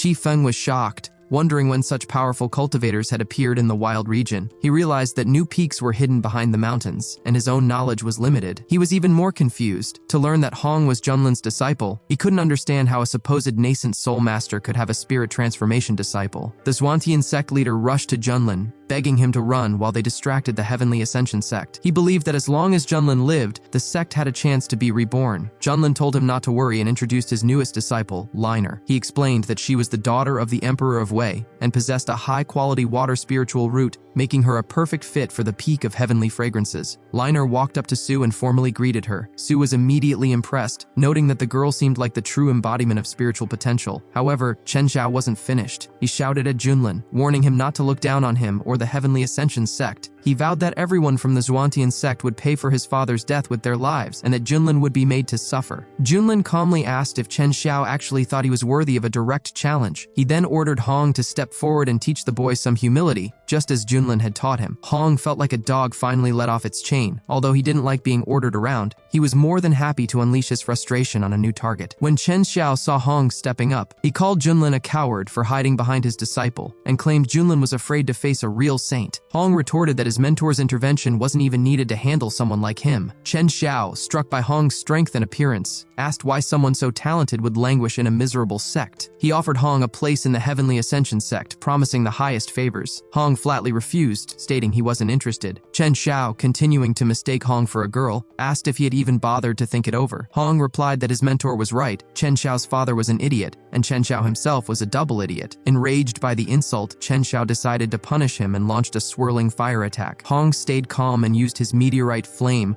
repelling the attack with total ease. Chen Xiao was stunned that his technique was destroyed so easily. Hong mockingly asked if that was all he had. Chen Xiao warned him not to get too happy, declaring it was only the beginning. He channeled his full power and unleashed the fist of the solar deity. The sect leaders watching were impressed, noting that the Holy Sun was truly gifted. They observed that his high-ranking heavenly technique, combined with his solar immortal body, possessed enough power to destroy a spirit transformation master and could even threaten someone at the fusion stage. After the massive strike, Chen Xiao was convinced he had won. However, as the smoke cleared, he was horrified to see Hong standing there completely unharmed. He shouted in disbelief, unable to accept that someone could withstand his best move when he felt he was born for immortality and invincibility. He tried to continue the assault, but Hong told him he was just a frog in a well. Hong decided to take all the frustration he had built up from being teased by Junlin and unleash it on Chen Xiao to show him what true humiliation felt like. Hong's counterattacks were far superior, and he began to dismantle Chen Xiao's offense effortlessly. Chen Xiao panicked, wondering why his attacks felt like they were hitting cotton wool and having no effect. He admitted he had never seen such martial prowess even within his own elite sect, and wondered how a pathetic group like Xuantian could produce such a disciple. Hong simply called him a weakling. The elders of the Heavenly Ascension sect shouted for their holy son not to lose heart, reminding him he was a chosen hero born for immortality. Reinvigorated, Chen Xiao released his energy again, activating his solar immortal body. He unleashed the initial divine eclipse technique directly at Hong. Hong wasn't intimidated, calling the move child's play. He promised to show Chen Xiao the true meaning of being invincible among equals and unleashed a 7-colored flame attack. Qi Feng was shocked by the display of power, questioning if someone at the spirit transformation stage could really possess such strength. The elders wondered if this power could actually defeat a fusion stage master. When the dust settled, the crowd was speechless as they saw Chen Xiao fall to the ground. They couldn't believe the holy son of the Heavenly Ascension sect had actually lost. Hong looked down at him and asked how a mere spark dared to compete with the radiance of the full moon. The Xuantian sect leader turned to Junlin, admitting that his disciple was almost too strong to believe. Zhao warned the group that despite defeating Chen Xiao, the Heavenly Ascension sect still had many powerful elders, and it would be wise to leave immediately. Junlin joined the conversation, telling everyone not to worry. He turned to Hong and promised him an extra dinner that night as a reward. Hong expressed his gratitude to his teacher, while Chen Xiao sat in shock, struggling to process his loss. A fire elder from the Heavenly Ascension sect approached Chen Xiao. The young saint admitted he had failed and brought shame to the sect. The elder was genuinely surprised that their holy son had been defeated by a disciple from the wild region, noting that such a loss could shake the sect's reputation. However, he urged Chen Xiao not to dwell on it, reminding him that he was born to become immortal. He declared that to restore their greatness and strengthen Chen Xiao's resolve, they had to destroy the barbarians of the wild region. The elder called for retribution against those who insulted their holy son, asking who would step forward to eliminate the opposition. In an impressive display of the sect's depth, 9 fusion stage masters stepped out. Onlookers noted that while Hong had defeated the Holy Sun, he was only at the spirit transformation stage and would be helpless against fusion masters. Even a monk nearby remarked on what a tragic waste of talent this would be. Hong asked his mentor if he should take the fight, but Junlin told him to step aside, saying he would handle it himself. As Junlin prepared for battle, the crowd realized he had already reached the fusion stage. Heavenly Sovereign Qi Feng, who had previously considered himself the strongest in the region, felt humbled and slightly ridiculous for his earlier boasting. One of the opposing warriors mocked Junlin, asking if he really thought his fusion stage power was enough to insult their holy son. He launched a flurry of attacks, but Junlin didn't even flinch. He walked right through the barrage and appeared directly in front of his enemy. With a single kick to the chest, Junlin sent the warrior flying. Junlin was secretly impressed with himself, noting that after binding with the Supreme Bone, his physical strength had become terrifying enough to crush anyone at the same level with raw power alone. The Fire Elder ordered all his men to swarm Junlin at once. Despite being surrounded, Junlin remained calm and activated the seal of the ruler of people. The warriors were unable to even touch him and were all knocked back with injuries. Desperate, they called for everyone to use their artifacts, including the immortal sword of Jade Serenity, to launch a massive combined strike. Junlin simply stood his ground and waited for the attack. The observing monk predicted this cruel joint attack would lead to Junlin's inevitable death, though a nearby warrior noted the monk's hypocrisy for being so bloodthirsty behind a facade of mercy. Back in the Xuantian camp, the leaders panicked, feeling Junlin was in grave danger. Su and Hong, however, remained calm. Hong had seen Junlin's true power in the Wei state and knew he was still hiding his full potential. Junlin laughed and challenged them to try their best. He activated one of the divine abilities of his Supreme Bone,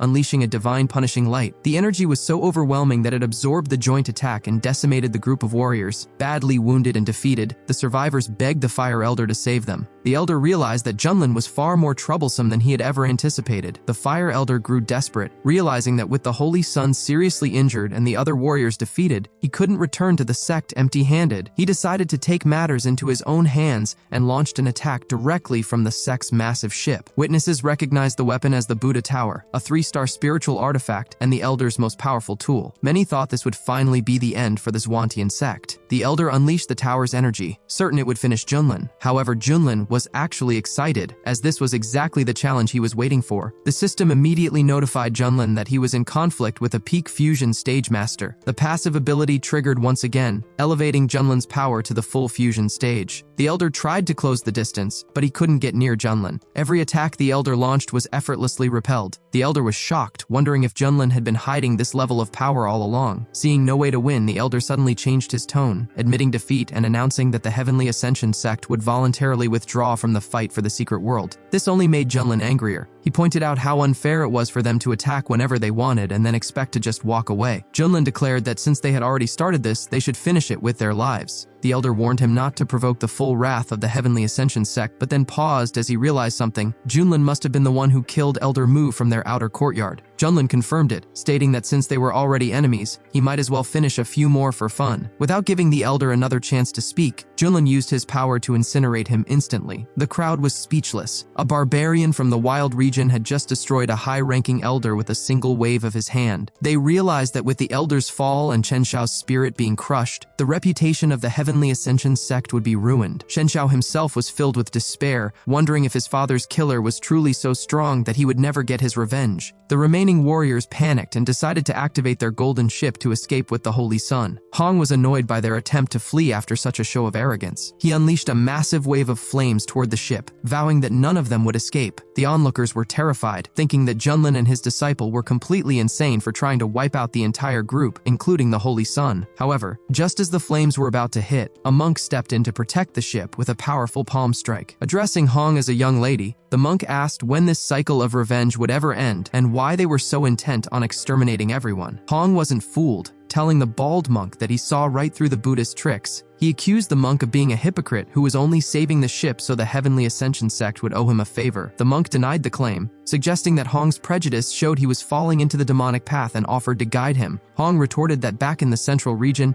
he despised people like this monk the most, those who act for their own benefit while hiding behind a mask of virtue. He declared that even if he chose the demonic path, he didn't need the monk's instructions. The monk decided that since Hong was stubborn, he would set him on the true path by force. Hong felt an incredible pressure radiating from the old monk, who was clearly at the peak fusion stage. Just as the tension peaked, Junlin stepped in front of the monk. He asked if the monk was really trying to bully his disciple while he was distracted. The monk tried to play it off, saying he only wanted to give the student some guidance. Junlin mocked the idea of the monk being worthy of instructing his disciple. Hong felt the same way, thinking it was ridiculous for a mere fusion stage monk to try to lecture a reincarnated true immortal. Hong thanked his mentor for the help, though he was frustrated that the old bald monk had allowed the ship to escape. The monk replied that he simply felt things had gone too far and decided to intervene to maintain peace. He added that if Junlin felt differently, he had nothing more to say. Junlin asked if the monk really thought he could just show off and then walk away, telling him to stop acting and face the situation. The monk asked what Junlin meant by that. He reminded Junlin that the floating temple was one of the most powerful Buddhist orders in the eastern region. He noted that Junlin had already made an enemy of the Heavenly Ascension sect and questioned if he really had the courage to oppose the Buddhists as well. Junlin told the monk that he was being quite clever. He pointed out that the monk had done nothing but manage to create a massive debt of gratitude for himself, leaving all the dirty work for Junlin to clean up later. Since the monk claimed to be so enlightened, Junlin mockingly asked why he couldn't predict the date of his own end. The monk stated that Junlin's words were becoming disrespectful. Junlin didn't wait and launched a fire attack, asking what the monk planned to do about it. The monk tried to defend himself with a golden bell technique, but his defense was too weak and he was injured by the strike. Struggling to stay on his feet as he landed, the monk told his mentor that the immortal was mocking them. He asked if Junlin truly believed the floating temple was a weak target. The mentor replied that since Junlin was being so persistent, he shouldn't be blamed for showing no mercy. He then summoned the massive image of the Dharma Buddha. Junlin watched the spectacle without moving. Onlookers noted that the mentor was using a high-level Buddhist manifestation technique and held a 3-star spiritual artifact in his hands. They whispered that Junlin had lost his mind. After offending the Heavenly Ascension sect, he was now making enemies of the Buddhist orders. They wondered if he was simply tired of living. The mentor told Junlin that he had been given a chance but was far too stubborn, so now he would be calmed down by force. He raised his weapon and unleashed a powerful resolution attack. Junlin stood perfectly still, remarking that he found the situation interesting. He then summoned the Heaven Burial Coffin and stopped the entire attack with a single hand. The monk was stunned, unable to comprehend how Junlin had accomplished such a feat. Meanwhile, Junlin noticed that as his level increased, the coffin had evolved from a 4-star artifact into a 6-star artifact. He told the monk that if that divine ability was all he had, then it was time for them to go inside. The junior monks were terrified, screaming for their teacher to save them. The mentor was shocked, labeling Junlin a cursed evil person hiding within a sect. He shouted to his allies that Junlin was a heretic who needed to be destroyed immediately. The crowd watched in awe, wondering if anyone else would dare to risk a fight. Hong realized that he had been right. His mentor was still hiding even greater layers of power. The monk warned Junlin one last time, asking if he really wanted to be at odds with the strongest Buddhist sect in the region. Junlin replied that nothing irritated him more than hypocrites like them. He stated that he had no limit on who he would fight. His principle was simply to eliminate those who were fake. With a wave of his hand, he told the monk to stop talking and get into the coffin. After locking the monk inside, Junlin lifted the heavy artifact with one hand and asked the crowd who else wanted to attack. The Xuantian sect leader cheered, shouting that his brother had done an incredible job. Xiao was so stunned he asked if he was dreaming, even suggesting that someone hit him to wake him up. Su immediately obliged and punched him right in the face. When a bewildered Xiao asked why she did that, Su asked if it hurt. He confirmed that it definitely did, to which she replied that this proved it wasn't a dream. Even the elders were in disbelief, marveling at the fact that the wild region had actually won and that one man had managed to suppress everyone on his own. A massive cheer erupted as the crowd welcomed their new heavenly ruler. Meanwhile, the defeated enemies from outside the region were left reeling. They couldn't believe they had been bested in a place they considered backward. They realized they had completely underestimated Junlin. Not only had he shaken the mighty Heavenly Ascension sect to its core, but he had also defeated the high priest of the Buddhist temple. However, they whispered that he had made mortal enemies today and that retribution would be merciless. Some of the rival clans, like the Zhu, plotted in secret, hoping the chaos would eventually play into their hands. Suddenly, a brilliant beam of light descended from the sky. The warriors shouted in excitement. The secret world had finally opened. Junlin was pleased, knowing his main task was now within reach. However, he first needed to clear the area of hostile outsiders. He announced that everyone belonging to the wild region had the right to enter and explore, but everyone else had to leave immediately. The outsider clans were deeply dissatisfied. A young master from the Shui clan complained that they hadn't even been in conflict with the Xuantian sect, yet their path was blocked. He lamented that his elders weren't there to stop such lawlessness. However, a wiser warrior advised him that fighting a battle with a predetermined outcome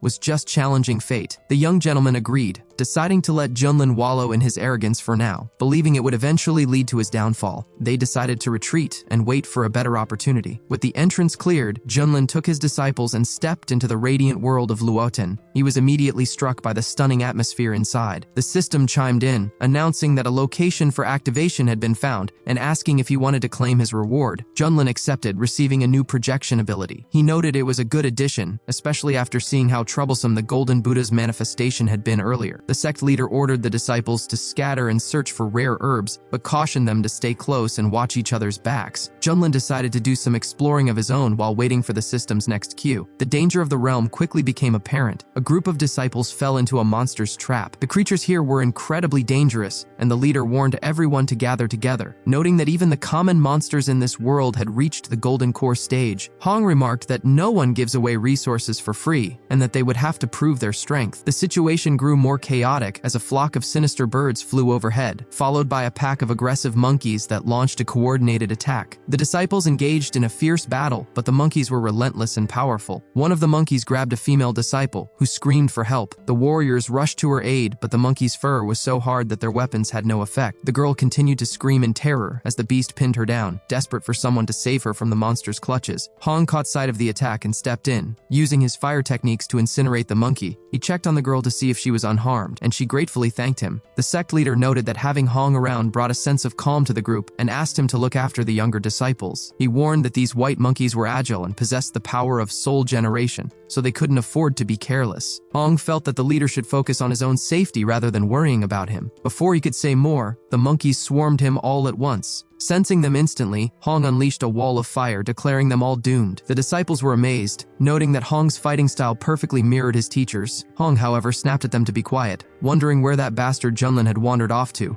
assuming he was probably off relaxing somewhere again. Meanwhile, deep in the forest, Junlin asked the system if it was certain the energy anomaly was in this direction. The system confirmed it was, and teased that the upcoming task offered a reward far better than any standard activation. At the center of the secret realm, the leaders of the local tribes gathered around the Great World Tree. An elder announced that the fruit of peace had finally ripened, but its maturation had also revealed their world to the human invaders. The chief of the Stone Clan, a peak fusion stage master, insisted they deal with the invaders immediately. However, the giant clan leader argued that dividing the fruit was more important. He believed that once they consumed it and acquired the body of peace, they could crush the humans like ants. The winged clan leader interrupted, pointing out that a small white mouse had already managed to steal and eat the fruit. The dragon clan leader explained that the fruit had ripened so suddenly they hadn't had time to react. The fish clan head added that since the mouse had consumed it, the tree now recognized her as its own. If they attacked her while she was digesting, the tree would retaliate against them. The tree clan leader suggested they wait for her to finish digesting, then capture her and use secret methods to extract the essence. The giant clan leader fumed, vowing to make the lowly rat pay for her greed. Suddenly, the glow surrounding the mouse began to fade, signaling that she was almost done. A pair of tiny paws emerged from the fruit, and a little mouse popped out, yawning and saying she had slept soundly. Seeing the angry tribal leaders staring at her, the mouse tried to play it cool, greeting them and asking why they were looking for her. Sensing the murderous intent, she began to back away slowly, telling them not to stop her. The giant clan leader remarked on how fast she had become, clearly an effect of the fruit. The tree clan leader didn't wait any longer and sent his roots chasing after her. The mouse scurried away, shouting that she was intelligent and willing to negotiate. In her panic, the mouse spotted a shimmering spatial portal and jumped through it. She emerged on the other side feeling dizzy and disoriented, unsure of where she was. The winged clan leader was surprised that the mouse had gained the power of spatial movement from the fruit. He warned that if she escaped and learned to cultivate, it would be a disaster for them all. Determined to finish her, the winged clan leader launched a barrage of sharp feathers. The mouse was hit and cried out in pain.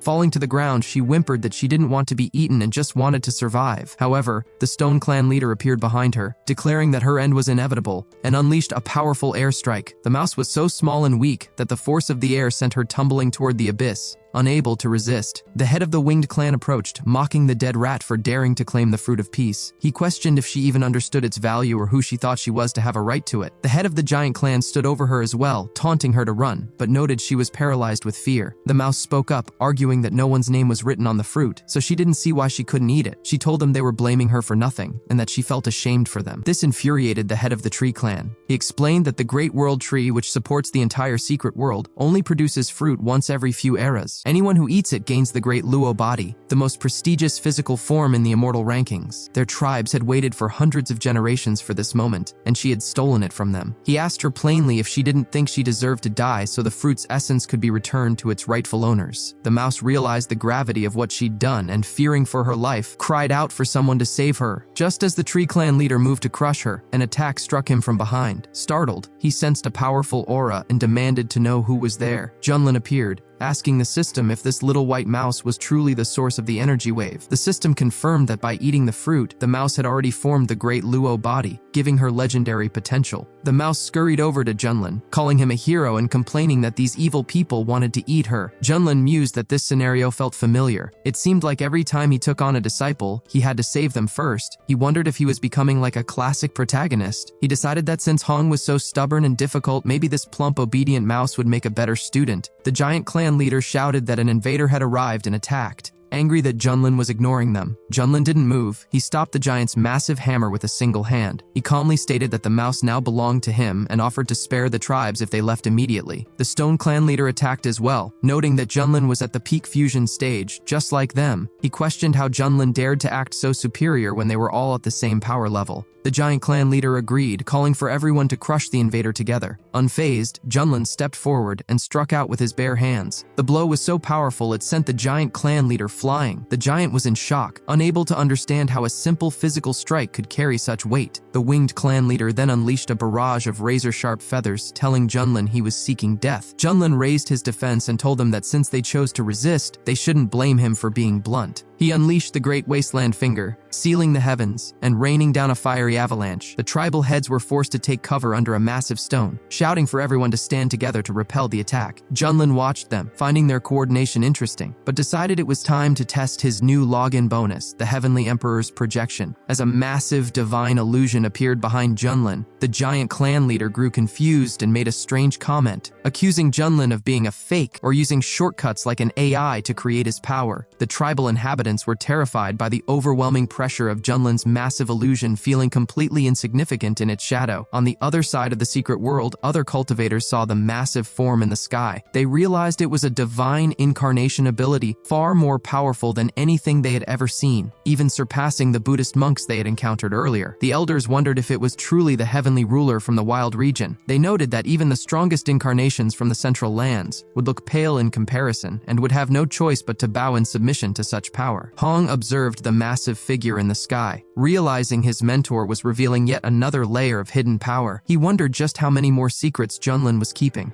As the Heavenly Emperor's projection towered over the forest, Junlin's voice boomed, asking the tribal leaders if they truly dared to resist the heavens. When they chose to fight back, Junlin showed no mercy and ordered the projection to finish them. The Stone Clan leader, being the strongest among the tribal heads, launched a desperate frontal assault. Junlin met him with a heaven-splitting blow. A wave of intense fire engulfed the stone giant before he could even move, ending him instantly. The Tree Clan leader was paralyzed with fear by the overwhelming force. Seeing the tide turn, the giant clan leader tried to negotiate, acknowledging they had been reckless and suggesting they stop fighting, since there was no reason to destroy one another. Junlin wasn't interested in a fake peace. He knew they would have finished him if the roles were reversed. He lowered his fiery palm, ignoring the tribe members' screams as they cursed his cruelty. Junlin noted to himself that while the Emperor form was devastatingly powerful, it had already drained 80% of his energy. He realized he had to be careful not to overextend himself. With the battle over, Junlin looked around for his future disciple. He was annoyed to find that the obedient little mouse had used the distraction of the fight to scurry away. The system informed him that the mouse was indeed nimble, thanks to the Great World Tree Fruit, but he could still catch her if he exerted some effort. Junlin tracked her through the dense forest, noting that without the system's help, she might have actually escaped him. The mouse was panicking as she sensed Junlin approaching with terrifying speed. She couldn't understand how he was finding her in such a vast wilderness. Suddenly, Junlin teleported directly in front of her, stopping her in her tracks. He picked her up and gently stroked her, asking why she had run away after promising to be his servant. The mouse whimpered, explaining that his aura was so frightening she feared he intended to eat her just like the tribal leaders did. Junlin teased her, musing aloud that while he had tasted beef and horse, he had never tried rat meat. The mouse desperately argued that rat meat was sour, tasteless, and would surely cause him a stomachache. Junlin laughed, saying her intelligence made her even more interesting. He looked at the plump creature, marveling that she possessed the body of the great Luo, the strongest immortal physique, yet was so easily frightened. He decided that if she wouldn't be a student, she would make a great pet. 2 hours later, they stopped to set up camp. As Junlin prepared a meal, the mouse woke up from a nap, lured by a delicious aroma. For a second, she feared she was still in danger, especially when she saw a large cauldron over the fire. She worried Junlin was planning to cook her after all. Junlin called her over, warning her not to make him chase her again. He handed her a piece of cooked meat and chuckled at her cowardice, telling her there was no need to be so afraid. The mouse began eating greedily, exclaiming that the meat was delicious and asking what kind it was, as she had never tasted anything like it. When Junlin told her it was a rabbit, the mouse was momentarily shocked, protesting that rabbits were too cute to eat. However, when Junlin glanced at her, she quickly changed her tune, suggesting that bunnies were indeed much better to eat than mice and asking for another piece. Junlin told her she could have more on one condition: he would be her owner and her mentor. The mouse was surprised, wondering if she truly deserved such an honor and if being his student would be dangerous. Junlin told her she was overthinking it. As his student, she would eat well, and he would protect her from any threat. The mouse happily agreed, declaring that she loved having a powerful patron. She formally greeted him, introducing herself as Xiaoxi. The system immediately congratulated Junlin on accepting another disciple. As a reward, he received the divine ability of the 5 Wheels of Rebirth, a massive area effect technique capable of destroying everything in its path. Junlin was thrilled with the new power. When the system teased him about his noble nature, he jokingly defended himself, claiming he would never hurt a defenseless animal. Xiaoxi, confused, asked if he was talking to her. Junlin told her to focus, as he was about to pass on a special technique to her. He directed a beam of energy into her head, granting her the path of the Great Tao. Xiaoxi was amazed, feeling as though her mind had been instantly enlightened, and she thanked her teacher for the gift. Junlin told her to finish her soup and meat, as it was fully cooked. Xiaoxi found the meal wonderful, and felt that being his student was true happiness. Vowing to repay his kindness, Suddenly, the sky above them began to fracture and collapse. Junlin asked the system what was happening to the secret world. The system explained that the life cycle of the ancient world tree Luo was ending, and it could no longer sustain the secret realm. It warned him to leave immediately. Junlin noted the urgency, but then noticed Xiaoxi was crying. She couldn't explain why, only that she felt an overwhelming sadness. Junlin realized it was because her body was now spiritually connected to the world tree. He told her they had to find the sect leader and escape before the world vanished. He opened a portal and moved instantly to the others. The sect leader was already shouting for his men to retreat safely, worrying about where Junlin had gone. Junlin stepped out of the portal and warned them all that the situation was critical. They had to evacuate the secret world right now. The sect leader was relieved to see Junlin, though he noticed only one of his students was present. Zhao curiously asked who or what Junlin was carrying in his hands. Junlin casually introduced the little mouse as his newest disciple. The leader was taken aback, asking what happened to his previous student. He pointed out that while the last one had a difficult personality, he possessed a divine appearance and incredible talent, whereas this new one appeared to be just a plump rat with no visible cultivation. Junlin brushed off the concern,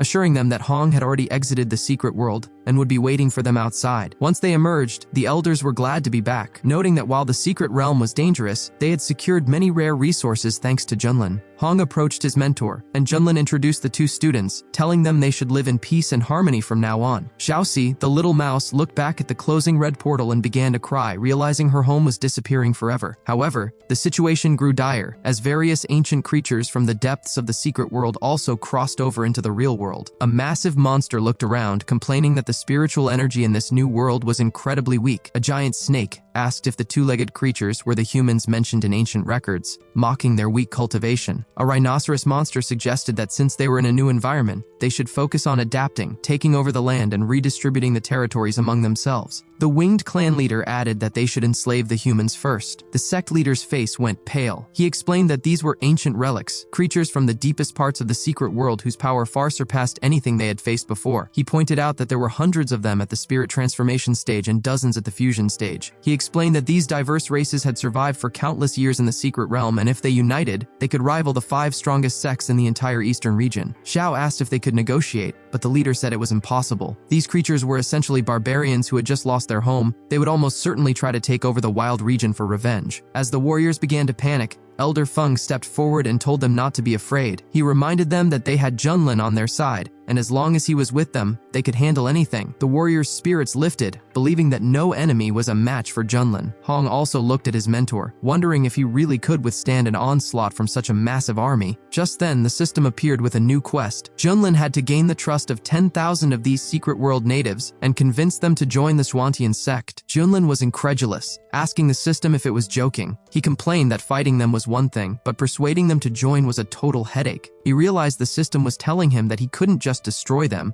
he had to subjugate them. The system left the decision to Junlin. Suddenly, the leader of the ancient relics approached, demanding to know if Junlin was indeed that guy everyone considered the strongest. Junlin confirmed it, realizing he was staring down a literal army of monsters. He saw the potential for the Swantian sect to house them all, but the monsters were unimpressed. They mocked him, pointing out that even a peak fusion master couldn't stand against hundreds of opponents at once, and they prepared to swarm him. Junlin raised his defenses, feeling the weight of the situation. He knew he could fight, but retreat wasn't an option, and the task of subjugating them seemed nearly impossible. Seeing her teacher looking puzzled and pressured, Xiaoxi, the little mouse, recalled how kind he had been, feeding her and teaching her techniques. She couldn't bear to let him stand alone. Hong was confused as she suddenly dashed forward, shouting that she would aid her mentor. Standing before the massive creatures, Xiaoxi's presence underwent a terrifying transformation. Her eyes began to glow with a divine light, and her aura surged. The sect leader watched in awe, noting that Junlin's second disciple was far more than she appeared. The monsters froze in shock, recognizing the aura immediately. It was the ancient Luo tree. They realized the tree had not abandoned them. The entire army of monsters fell to their knees, begging the tree of Luo to guide their people now that their home was gone. Hong watched this, convinced once again that Junlin had planned this entire outcome from the start, that the mouse was a deliberate piece on his chessboard. Junlin, however, realized that the fruit of the world tree was actually a vessel for the tree's reincarnation. By eating it, Xiaoxi had become the host for the tree's will, which was now trying to take over her body. Concerned for her safety, Junlin rushed to her side and shouted into her consciousness, telling her to wake up. Deep in her subconscious, Xiaoxi heard his voice and forced herself awake. When she came to her senses and thanked him, the monsters were indignant. They couldn't believe the great Luo tree would choose a bipedal animal as a teacher. Junlin quickly whispered to Xiaoxi, telling her to follow his lead. She nodded, and addressing the monsters as her children, she told them that the destruction of the secret world was the will of heaven. Junlin added that while their home was destroyed,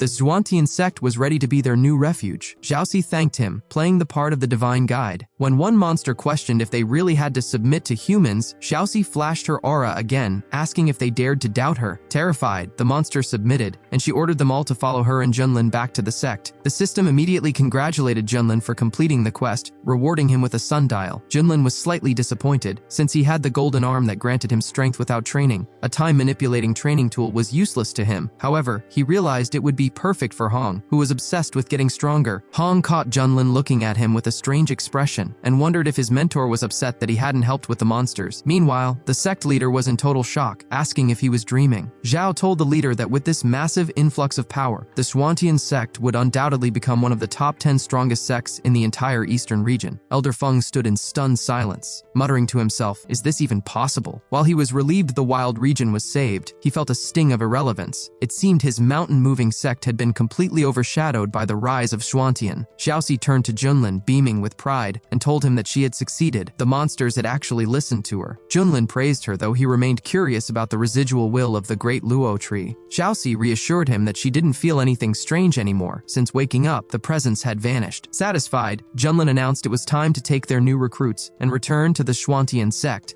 Meanwhile, a battered and exhausted Chen Xiao finally reached the Heavenly Ascension sect. The servants were horrified, asking what had happened in the wild region to leave their once energetic holy son looking so defeated. The elders rushed out as well, demanding to know where the other 9 elders and their companions were. Chen Xiao's voice was hollow as he delivered the news. They are all dead. The sect went into an uproar. When asked who was responsible, Chen Xiao finally named the culprit, the Zhuantian sect and Peak Master Junlin. News spread like wildfire across the eastern region. In taverns and market squares, people couldn't believe the barbarians of the wild region had killed 9 high-ranking elders and nearly ended the Holy Sun. Some argued that the world was changing, while others insisted that the Heavenly Ascension sect's ancient heritage of producing immortals meant the barbarians would soon face a reckoning they couldn't survive. In the Buddhist capital, the senior monks held a grim council. They noted that the Heavenly Ascension sect had officially declared war on the Zhuantian sect, and the Buddhist temple resolved to join the fight to avenge their own blood. They began gathering forces to purge the demons. Back in the wild region, the collapse of the secret world had released a massive wave of concentrated spiritual energy. This poor, impoverished region was suddenly entering a golden age of prosperity as creatures and cultivators alike used the surge to strengthen their powers. With 10,000 new monster cultivators added to their ranks, the Zhuantian sect was stronger than ever, but the looming shadow of a two-front war weighed heavily on everyone's minds. On the training grounds, the disciples whispered among themselves. They were nervous about the upcoming attack from the Heavenly Ascension sect and the Buddhists, but they took comfort in the fact that Junlin had been in deep meditation for days. They saw his constant cultivation as a blessing for the sect's safety. In reality, at the peak of emptiness, Junlin was lounging in the sun, completely unbothered by worldly affairs. Xiaoxi came running up to him, excitedly announcing she had finished preparing a new drink. Junlin, surprised by her speed, told her to bring it over. After taking a sip, his eyes lit up. It tasted exactly like the modern drink from his past life. He praised her work and generously told her she could make 50 more cups, allowing her to keep just 1 for herself as a reward. Junlin chuckled, realizing these recipe rewards from his daily tasks were far superior to anything in this world. Even an Ice King would be impressed by his culinary masterpieces. Hong watched from a distance, shaking his head in disbelief. He couldn't understand how his mentor could be so foolishly focused on making money from strange drinks, while the entire eastern region was preparing for war. Junlin turned to Hong with a critical look, asking, "Where is my fried squid? Why isn't it ready yet? Look at Xiaoxi and how hard she works for me. You're even less helpful than a mouse." Hong gritted his teeth but replied that everything was nearly done. He served the food, asking if it was to the teacher's liking or if he needed to add anything. Junlin took a bite and casually told him to keep up the good work. Taking a chance, Hong asked for permission to train using the sundial. He explained that he wanted to grow stronger to ensure the sect's safety. Junlin sighed, noting Hong's usual impatience. He told Hong not to worry because the sect was perfectly safe as long as he was there. Hong secretly thought Junlin was just afraid of being surpassed. However, Xiaoxi chimed in, telling Junlin that if the elder brother wanted to train so badly, he should be allowed to go, and she would take over his chores. Junlin stood up and agreed, telling Hong to thank his sister for her insistence. Hong knelt and thanked them both, but internally he vowed that the day he emerged from his time-dilated training would be the day Junlin finally bowed to him. Junlin saw the look on Hong's face and knew exactly what he was thinking. He found it pitiful. He only grew grew stronger when faced with a worthy opponent, so Hong's rivalry only served to fuel Junlin's own progression. Xiaoxi then presented 50 new cups of her specially prepared tea. Junlin told her she could pick any cup for herself as a reward. As she happily drank, Junlin began petting her, remarking that while other people pet cats, he preferred his mouse. He noted that her fur felt wonderful. At the mention of a cat, Xiaoxi began to tremble in terror. Junlin laughed, pointing out that she had the ancient Luo body and 10,000 monster warriors under her protection. Yet she was still afraid of a creature smaller than her. Junlin asked why she didn't want to use the sundial to train, where 100 years inside felt like only one day outside. He told her it would greatly strengthen her Luo body. Xiaoxi whined, saying she didn't want to be away from her teacher for a century,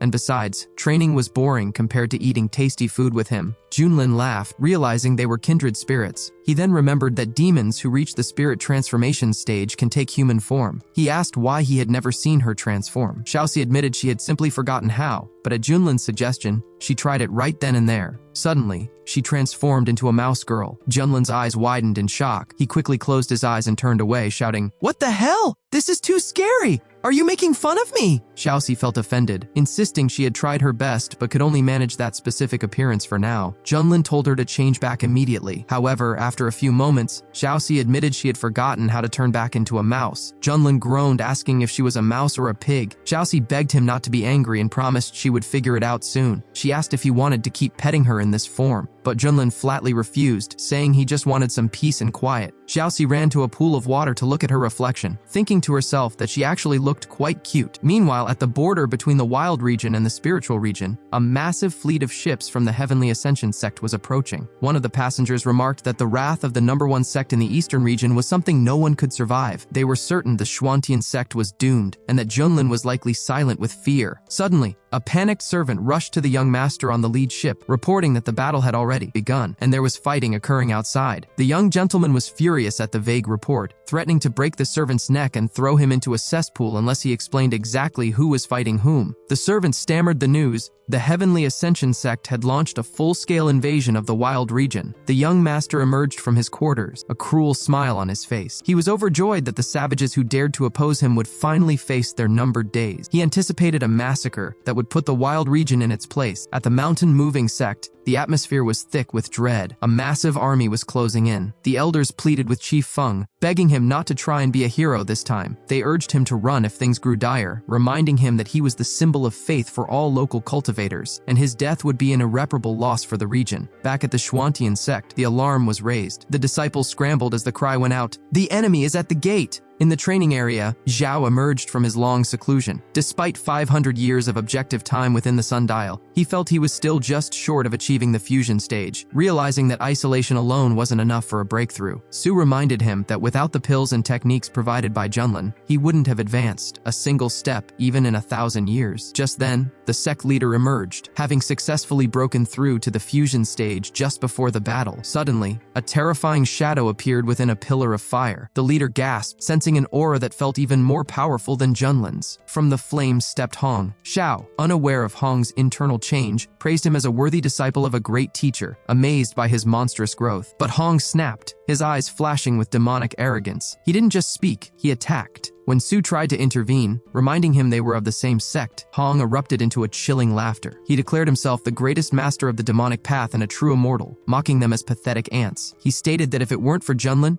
he wouldn't have wasted a second in such a place, but that everything had changed now. Su, thinking he had gone mad from training, threatened to complain to Junlin. Hong laughed at the threat. He claimed that, with his current strength, it was a question of who would tame whom. He demanded they hand over the sect's treasures to him rather than wasting them. When Xiao warned him of Junlin's punishment, Hong unleashed a wave of fire that forced them all back. The sect leader was horrified. Even at the fusion stage, he could barely withstand the pressure Hong was radiating. Hong looked at the approaching Heavenly Ascension army as a crowd of insignificant insects. However, he paused, confused as to why the sundial, which he intended to seize, hadn't moved an inch from Junlin's control despite his power. The leader pleaded with Hong, asking why the greatest genius of the sect would stoop to such villainy. Hong, enraged by the lecture, struck the leader with a light blow that sent him reeling, unable to resist. Hong sneered that letting them live was already a great mercy. Just then, the voice of the Heavenly Ascension army boomed over the hills, demanding that Junlin come out and accept his death. Hong flew toward them, eager to test his power, while the Xuantian elders tried desperately to stop him. Meanwhile, at the peak of emptiness, Junlin was calmly sipping milk tea, remarking that this was what made life worth living. Hong, watching from a distance as he flew toward the enemy, was disgusted. He viewed Junlin as a slovenly slob who had simply stumbled upon high blessings and rare resources by luck. Hong vowed that today, all those priceless resources and techniques would finally belong to him. Junlin beamed as he saw Hong emerge, exclaiming how much he had missed his favorite disciple. Hong, however, wasn't in the mood for pleasantries. He pointed toward the chaos outside, mocking Junlin for resting peacefully, while the Heavenly Ascension sect was literally at the gate. Junlin, still holding his tea, seemed genuinely confused, asking if the attack had already started. Hong sneered, realizing Junlin had been hiding behind his soundproof spiritual barrier. He told his mentor to listen to the screams of the enemies calling for his death. When Junlin finally acknowledged the war had begun, Hong made his move. He offered to save Junlin's life, but only if the mentor handed over every treasure and technique he possessed. Junlin acted shocked, asking what Hong was talking about, but Hong told him to stop playing the fool. It was time to a frank conversation. Suddenly, Xiaoxi came running up, carrying a plate of spicy chicken wings she had cooked for Junlin. When she saw Hong, she greeted him warmly,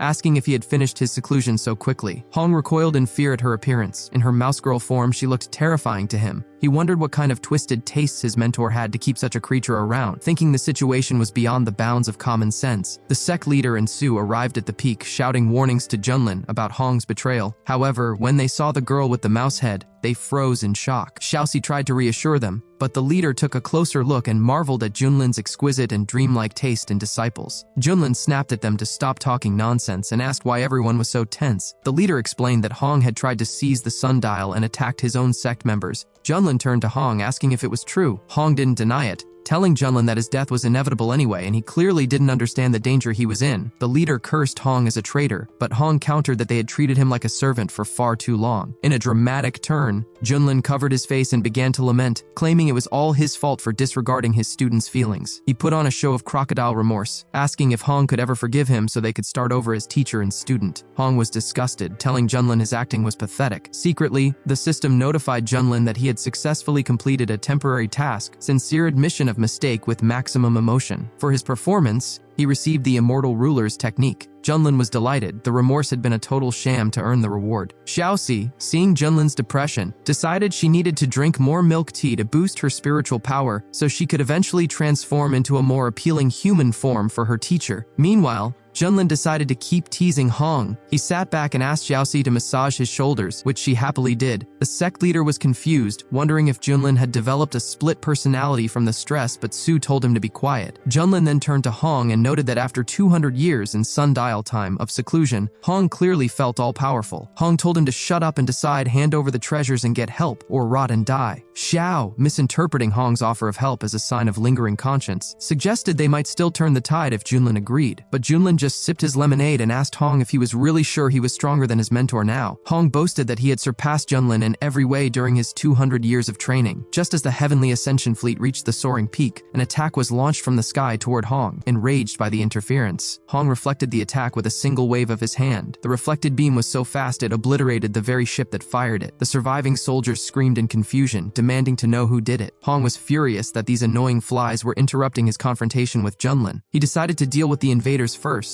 knowing Junlin's resources would eventually be his anyway. He flew out to meet the fleet, standing tall and asking what they planned to do now that he had arrived. The senior mentor of the Heavenly Ascension inner sect looked at Hong with disdain, still mistaking his feminine beauty for a woman, and barked that he would teach the impudent girl some manners. He charged forward, ordering Hong to prepare for death. Hong, who never tolerated such disrespect, coolly called the mentor an ungrateful insect and unleashed a wave of fire that instantly incinerated him. Hong then issued a chilling ultimatum. The invaders had half a stick of incense to leave his land, or they would all perish. The elders were aghast at his arrogance. They shouted that he couldn't possibly hope to order the first immortal sect of the eastern region, reminding him that even if he had defeated a few, he was now facing hundreds of fusion stage cultivators. They ordered a total offensive, declaring that the Xuantian sect must be wiped from the face of the earth. Hong didn't blink. Since you you refuse to leave on good terms, he declared, I will arrange a bloodbath. He unleashed the soul-devouring flame, summoning a ghastly army of spirits and green skulls from another world. Before the fusion stage mentors could even trade blows, a third of their forces were wiped out. The battlefield was soon filled with the screams of those being devoured by the locust-like spirits and hellfire. Just then, the monks of the floating Buddha temple arrived to reinforce the Heavenly Ascension sect. Hong mocked them as more suicides joining the pile. The wisdom master of the temple was horrified. The reports claimed Junlin's disciple was only at the spirit transformation stage, yet the chaos before him was beyond anything he had imagined. He realized that if the disciple was this strong, Junlin himself must be a nightmare. Knowing there was no retreat, the monks launched a combined holy attack. Hong countered them with a surge of demonic mana, sneering at the lying bald monks. To the monks' horror, their sacred seals couldn't extinguish Hong's strange fire. One young monk, seeing Hong approaching like a devil, begged for his life, but Hong was ruthless. With one devastating blow, he annihilated the monks' front line and their army of 10,000 disciples. The elder monk, shaking with fury, called Hong a demon and unleashed a massive Buddha palm attack, claiming Buddha would never forgive him. Hong retorted that even if Buddha himself appeared, he would crush him into dust. He met the palm head-on with an explosion of fire that reduced the monk's attack to ash. Back at the sect, the leaders were paralyzed with awe and fear. The sect leader told Junlin that Hong's talent was so terrifyingly great that the Xuantian sect was likely too small to hold such a formidable deity. Xiao suggested it was better to give Hong whatever he wanted rather than try to oppose him. Even Xiaoxi cheered for her big brother, thrilled by his overwhelming power. Junlin, still calmly observing, decided to use his eye of insight to see exactly how far Hong had come. He was surprised to see that Hong was only half a step away from the transition stage. Junlin realized why Hong finally had the confidence to challenge him. He decided to let Hong finish off the pests first before dealing with him. Suddenly, the atmosphere shifted as a strange, overwhelming mana gathered in the sky. The surviving invaders began to cheer and bow, shouting that their venerable mentors, the true powerhouses of the sect, had finally arrived. The sect leader looked toward the horizon in absolute terror. Mentors, he whispered. Arriving on the battlefield were 18 legendary cultivators, each at the great transition stage. This was the true, terrifying military might of the Eastern region's #1 immortal sect. These 18 mentors were the stuff of nightmares. Legends told of how they once joined forces to crush the North Sea Demon Emperor and dismantle the Southern Annihilation Church. They bore the title of the Invincible Immortals of the Eastern region. The leader feared that the Xuantian sect was truly destined to fall today. Junlin, however, simply made a surprised sound, musing that while Hong was half a step away, seeing 18 masters at the actual Great Transition stage was far more tempting. The spiritual Wind Master, one of the 18, looked down at the retreating survivors and spat. Useless cowards! You have dishonored the Heavenly Ascension name. Master Golden Snake agreed, fuming that the strongest sect in the region was being humiliated by a girl. She noted that if they hadn't come personally, the sect would have become the laughingstock of the entire world. Hong looked up at these legends with cold eyes. Who the hell are you? He demanded. How dare you speak so insolently about me? Master Golden Snake was outraged by the boy's tone, but the chief elder told her not to waste energy on someone already doomed. He mocked Hong as a half-baked cultivator who thought a mere half-step into the transition stage was enough to stop them. The second elder added that Junlin was clearly overconfident, sending a disciple to do a man's job. The third elder sneered, promising to put the disciple to death first so Junlin could watch from his hiding place as pain pierced his heart. Hong shouted for them to get lost, declaring he had nothing to do with Junlin's reputation. The elder laughed at what he perceived as touching affection between teacher and student. He vowed to grab Hong, disfigure his face, and tear out his tongue. The elders launched a simultaneous assault. The chief elder unleashed the celestial palm of azure birds, a technique that had claimed thousands of souls. The second elder boasted he could defeat 10 of Hong's kind with a single hand, while the third elder prepared his blade for a sacrificial rite, hoping Hong's blood would awaken the true spirit of his sword. Hong laughed in their faces. A sacrifice to the sword? Let me show you what real hell looks like. He planned to crush these insects and then force Junlin to finally stop hiding his true strength. Hong summoned a giant fire hand, effortlessly repelling the elders' vile and weak attacks. The elders were stunned. They found it impossible that someone a half step behind them could stop the azure bird palm, which had absorbed the soul of an ancient demon. But Hong didn't slow down. He continued to press the attack, his demonic flames splitting the firmament and burning the very souls of their swords. Onlookers watched in disbelief. One warrior noted that despite the power gap, Hong was pushing back 3 great transition elders simultaneously. The Golden Snake mentor realized that a genius this rare, born in such an abandoned land, was far too dangerous to be left alive. They signaled for a total coordinated strike, with one elder immediately unleashing the great obelisk palm to crush Hong once and for all. The second elder unleashed the star-reaching hand, while the third elder countered with the dragon-suppressing combat style, both pouring their immense energy into a final strike. Hong, however, remained completely unintimidated. He responded with the blazing dragon fire, a technique so terrifyingly refined that it seemed to glide through the air like silk, slicing through the elders' combined attacks and finishing them with ease. From the ground, the sect leader watched with bated breath, stunned that Hong could hold his own against so many elites. However, Junlin's observant eye noticed a shift. He remarked that Hong's flames were beginning to flicker. He was reaching his physical limit. If he didn't dodge the next wave, he risked being cut in two. Hong, treating the danger as mere light training, ignored the fatigue and summoned the hellfire-destroying flame. A massive crimson dragon erupted from the blaze, its teeth tearing through the enemy's formation as it absorbed their spiritual energy. Hong mocked them openly. "Is this all the heavenly Ascension sect can do? You should rename yourselves the Useless Sect." The 15 remaining mentors were in a state of shock. They had never seen a flame that could consume their technique so effectively. One of the elders cried out that it was impossible for one person to hold them back, while the old witch of the group, the Fear Elder, shouted that they were blind. She claimed this was a forbidden demonic technique and that Hong had to be destroyed before he became a global disaster. Hong addressed her directly, calling her an old witch and challenging her to a one-on-one fight. He even offered to let her strike 3 times first so she wouldn't complain about him bullying an old woman. Infuriated, she vowed to rip his mouth open. The other elders agreed that if Hong lived another 100 years, he would become the greatest threat the eastern region had ever seen. They decided to strike simultaneously, using their strongest clan techniques to obliterate his body and soul. Hong was fuming. He blamed Junlin for the situation, thinking that if the mentor had just handed over his treasures earlier, Hong would have the strength to end this. He couldn't believe the Heavenly Ascension sect had sent 18 great transition masters to hunt a sparrow like the Xuantian sect. Suddenly, the chief elder caught Hong off guard with a Heavenly Lord strike. The blow was so fast and heavy that Hong couldn't react in time, crashing into the ground with a deafening thud. Xiaoxi cried out in fear, asking if her big brother was okay. Junlin, however, walked over and teased him. "You were so confident you could win," Junlin remarked. "Why are you lying there like a beaten dog? I'm truly disappointed." Hong spat out blood and cursed his master, telling him that while Hong might at least escape, Junlin was destined to die here. But escape became impossible a moment later. The mentors activated a massive glowing mechanism in the sky, the spatial compass. The sect leader recognized it immediately and paled. Xiao reminded them of the ancient chronicles 300 years ago. During the Northern Sea calamity, Elder Spiritual Wind used this compass to evaporate a third of the ocean and seal an ancient demon god. The space was now locked. There was no way out. Hong grew desperate, refusing to believe he would die alongside these worthless sect members. Yet, as the sky turned a blinding white and the pressure of the compass increased, the leader looked over and was baffled. He asked, "Why is junior brother Junlin still so calm?" Hong started shouting at him, complaining that while everyone was fighting for their lives, his mentor was just sitting there eating. Junlin looked at the food and told the girl she really had a talent for cooking, adding that next time he wanted to try a honey-flavored version. When she asked if there really would be a next time, Junlin promised her there would be and finally stepped out to face the elders. The elders noticed Junlin and remarked that he had finally decided to show up. Junlin told them he realized they had teamed up against his student, which he felt was unfair, so as his teacher, he was required to step in and protect him. Hearing this only made Hong more frustrated. The elders declared that Junlin's time was up and threatened to completely finish him off. The old woman was also surprised to see Junlin, noting that while reports said he was only at the fusion stage, the fact that his student was so powerful suggested he was much more dangerous than they thought. The elders gathered their strength and charged at him together, but the system suddenly alerted Junlin that he was being attacked by opponents at the Great Transition stage. His passive ability kicked in, making him stronger based on his enemy's power and boosting him to the middle stage of the Great Transition. Junlin used his new technique on the elders, telling them as they fell that they were simply too weak. The sect leader was amazed and shouted that Junlin was a true master and a future immortal who had been with them all along. Hong couldn't believe it either, calling it nonsense and wondering just how much power his mentor was still hiding. He questioned if Junlin was even following the normal rules of cultivation. The elders stopped and realized Junlin had reached the Great Transition stage long ago. Junlin laughed at them and asked if he had disappointed them by not being at the lower fusion level they expected. The old woman shouted that even if their information was wrong, he was still only in the middle stage of that level. She called him insignificant and ordered everyone to get into a battle formation, deciding to use a special sacrifice to power up a massive heavenly punishment punishment attack. As the formation moved against him, Junlin just smiled because he knew he was much more powerful than all of them combined. The leader was confused and asked why Junlin wasn't even trying to resist, noting that the sword formation was strong enough to defeat even a peak-level master. Hong also wondered if Junlin was just giving up. Junlin asked the elders if that was the best they could do, pointing out they hadn't even been able to scratch him. He realized his special physical technique was working perfectly, allowing him to withstand attacks from so many high-level opponents. The elders were shocked, unable to understand how a middle-stage master could survive their ultimate move. Hong suspected that Junlin had a secret advantage hidden away and decided he needed to take it for himself. One of the elders approached Junlin and realized he wasn't a normal cultivator at all. He asked who Junlin really was, but Junlin transformed into a true warrior and told the man that he didn't need to answer someone who was about to be finished. Immediately launching his own attack, Junlin didn't waste any time and moved directly into action. With a single precise strike, he finished the first elder. He didn't slow down, moving through the other leaders and clearing them from the battlefield one by one. One of the remaining elders panicked, calling out for the Great Elder to save them because Junlin was simply too fast. Junlin unleashed flames from his hands, targeting the remaining attackers to stop them permanently. Just as he was about to deliver a final explosive blow, the strongest warrior and chief elder of the clan stepped in to block him. The surviving members were relieved and thanked the Great Elder for stepping in. Even though the impact was incredibly heavy, the Great Elder managed to stay standing. Junlin laughed, challenged by the resistance, and wondered how much longer the man could hold out. The Great Elder realized that even though he specialized in body refinement and used a beast imprint for extra strength, Junlin's strike had nearly broken him. He knew he wouldn't survive a second hit. Junlin noticed the old woman was still standing and joked that she seemed to want to join the fight as well. She expressed her disbelief that Junlin could handle the combined power of 3 peak-level masters. One of the elders then launched a chaotic destruction attack, while the strongest leader prepared another technique, confident they could finally overwhelm him. At that moment, Junlin's system alerted him that he was facing opponents at the late stage of the Great Transition. His passive ability triggered again, boosting his power all the way to the peak of the Great Transition stage. The elders were horrified as they felt his energy multiply, realizing their information was completely wrong. They saw that Junlin was actually a peak-level master and that their previous efforts had been useless. Junlin told them that since they had shared such wonderful attacks with him, it was only fair that he return the favor. The old woman realized they were out of options and suggested they activate the sect's forbidden secret art. The other elder agreed, stating that the honor of their sect was on the line and they couldn't afford to lose. He told Junlin he should feel honored that they were using a technique created by the sect's founders, the legendary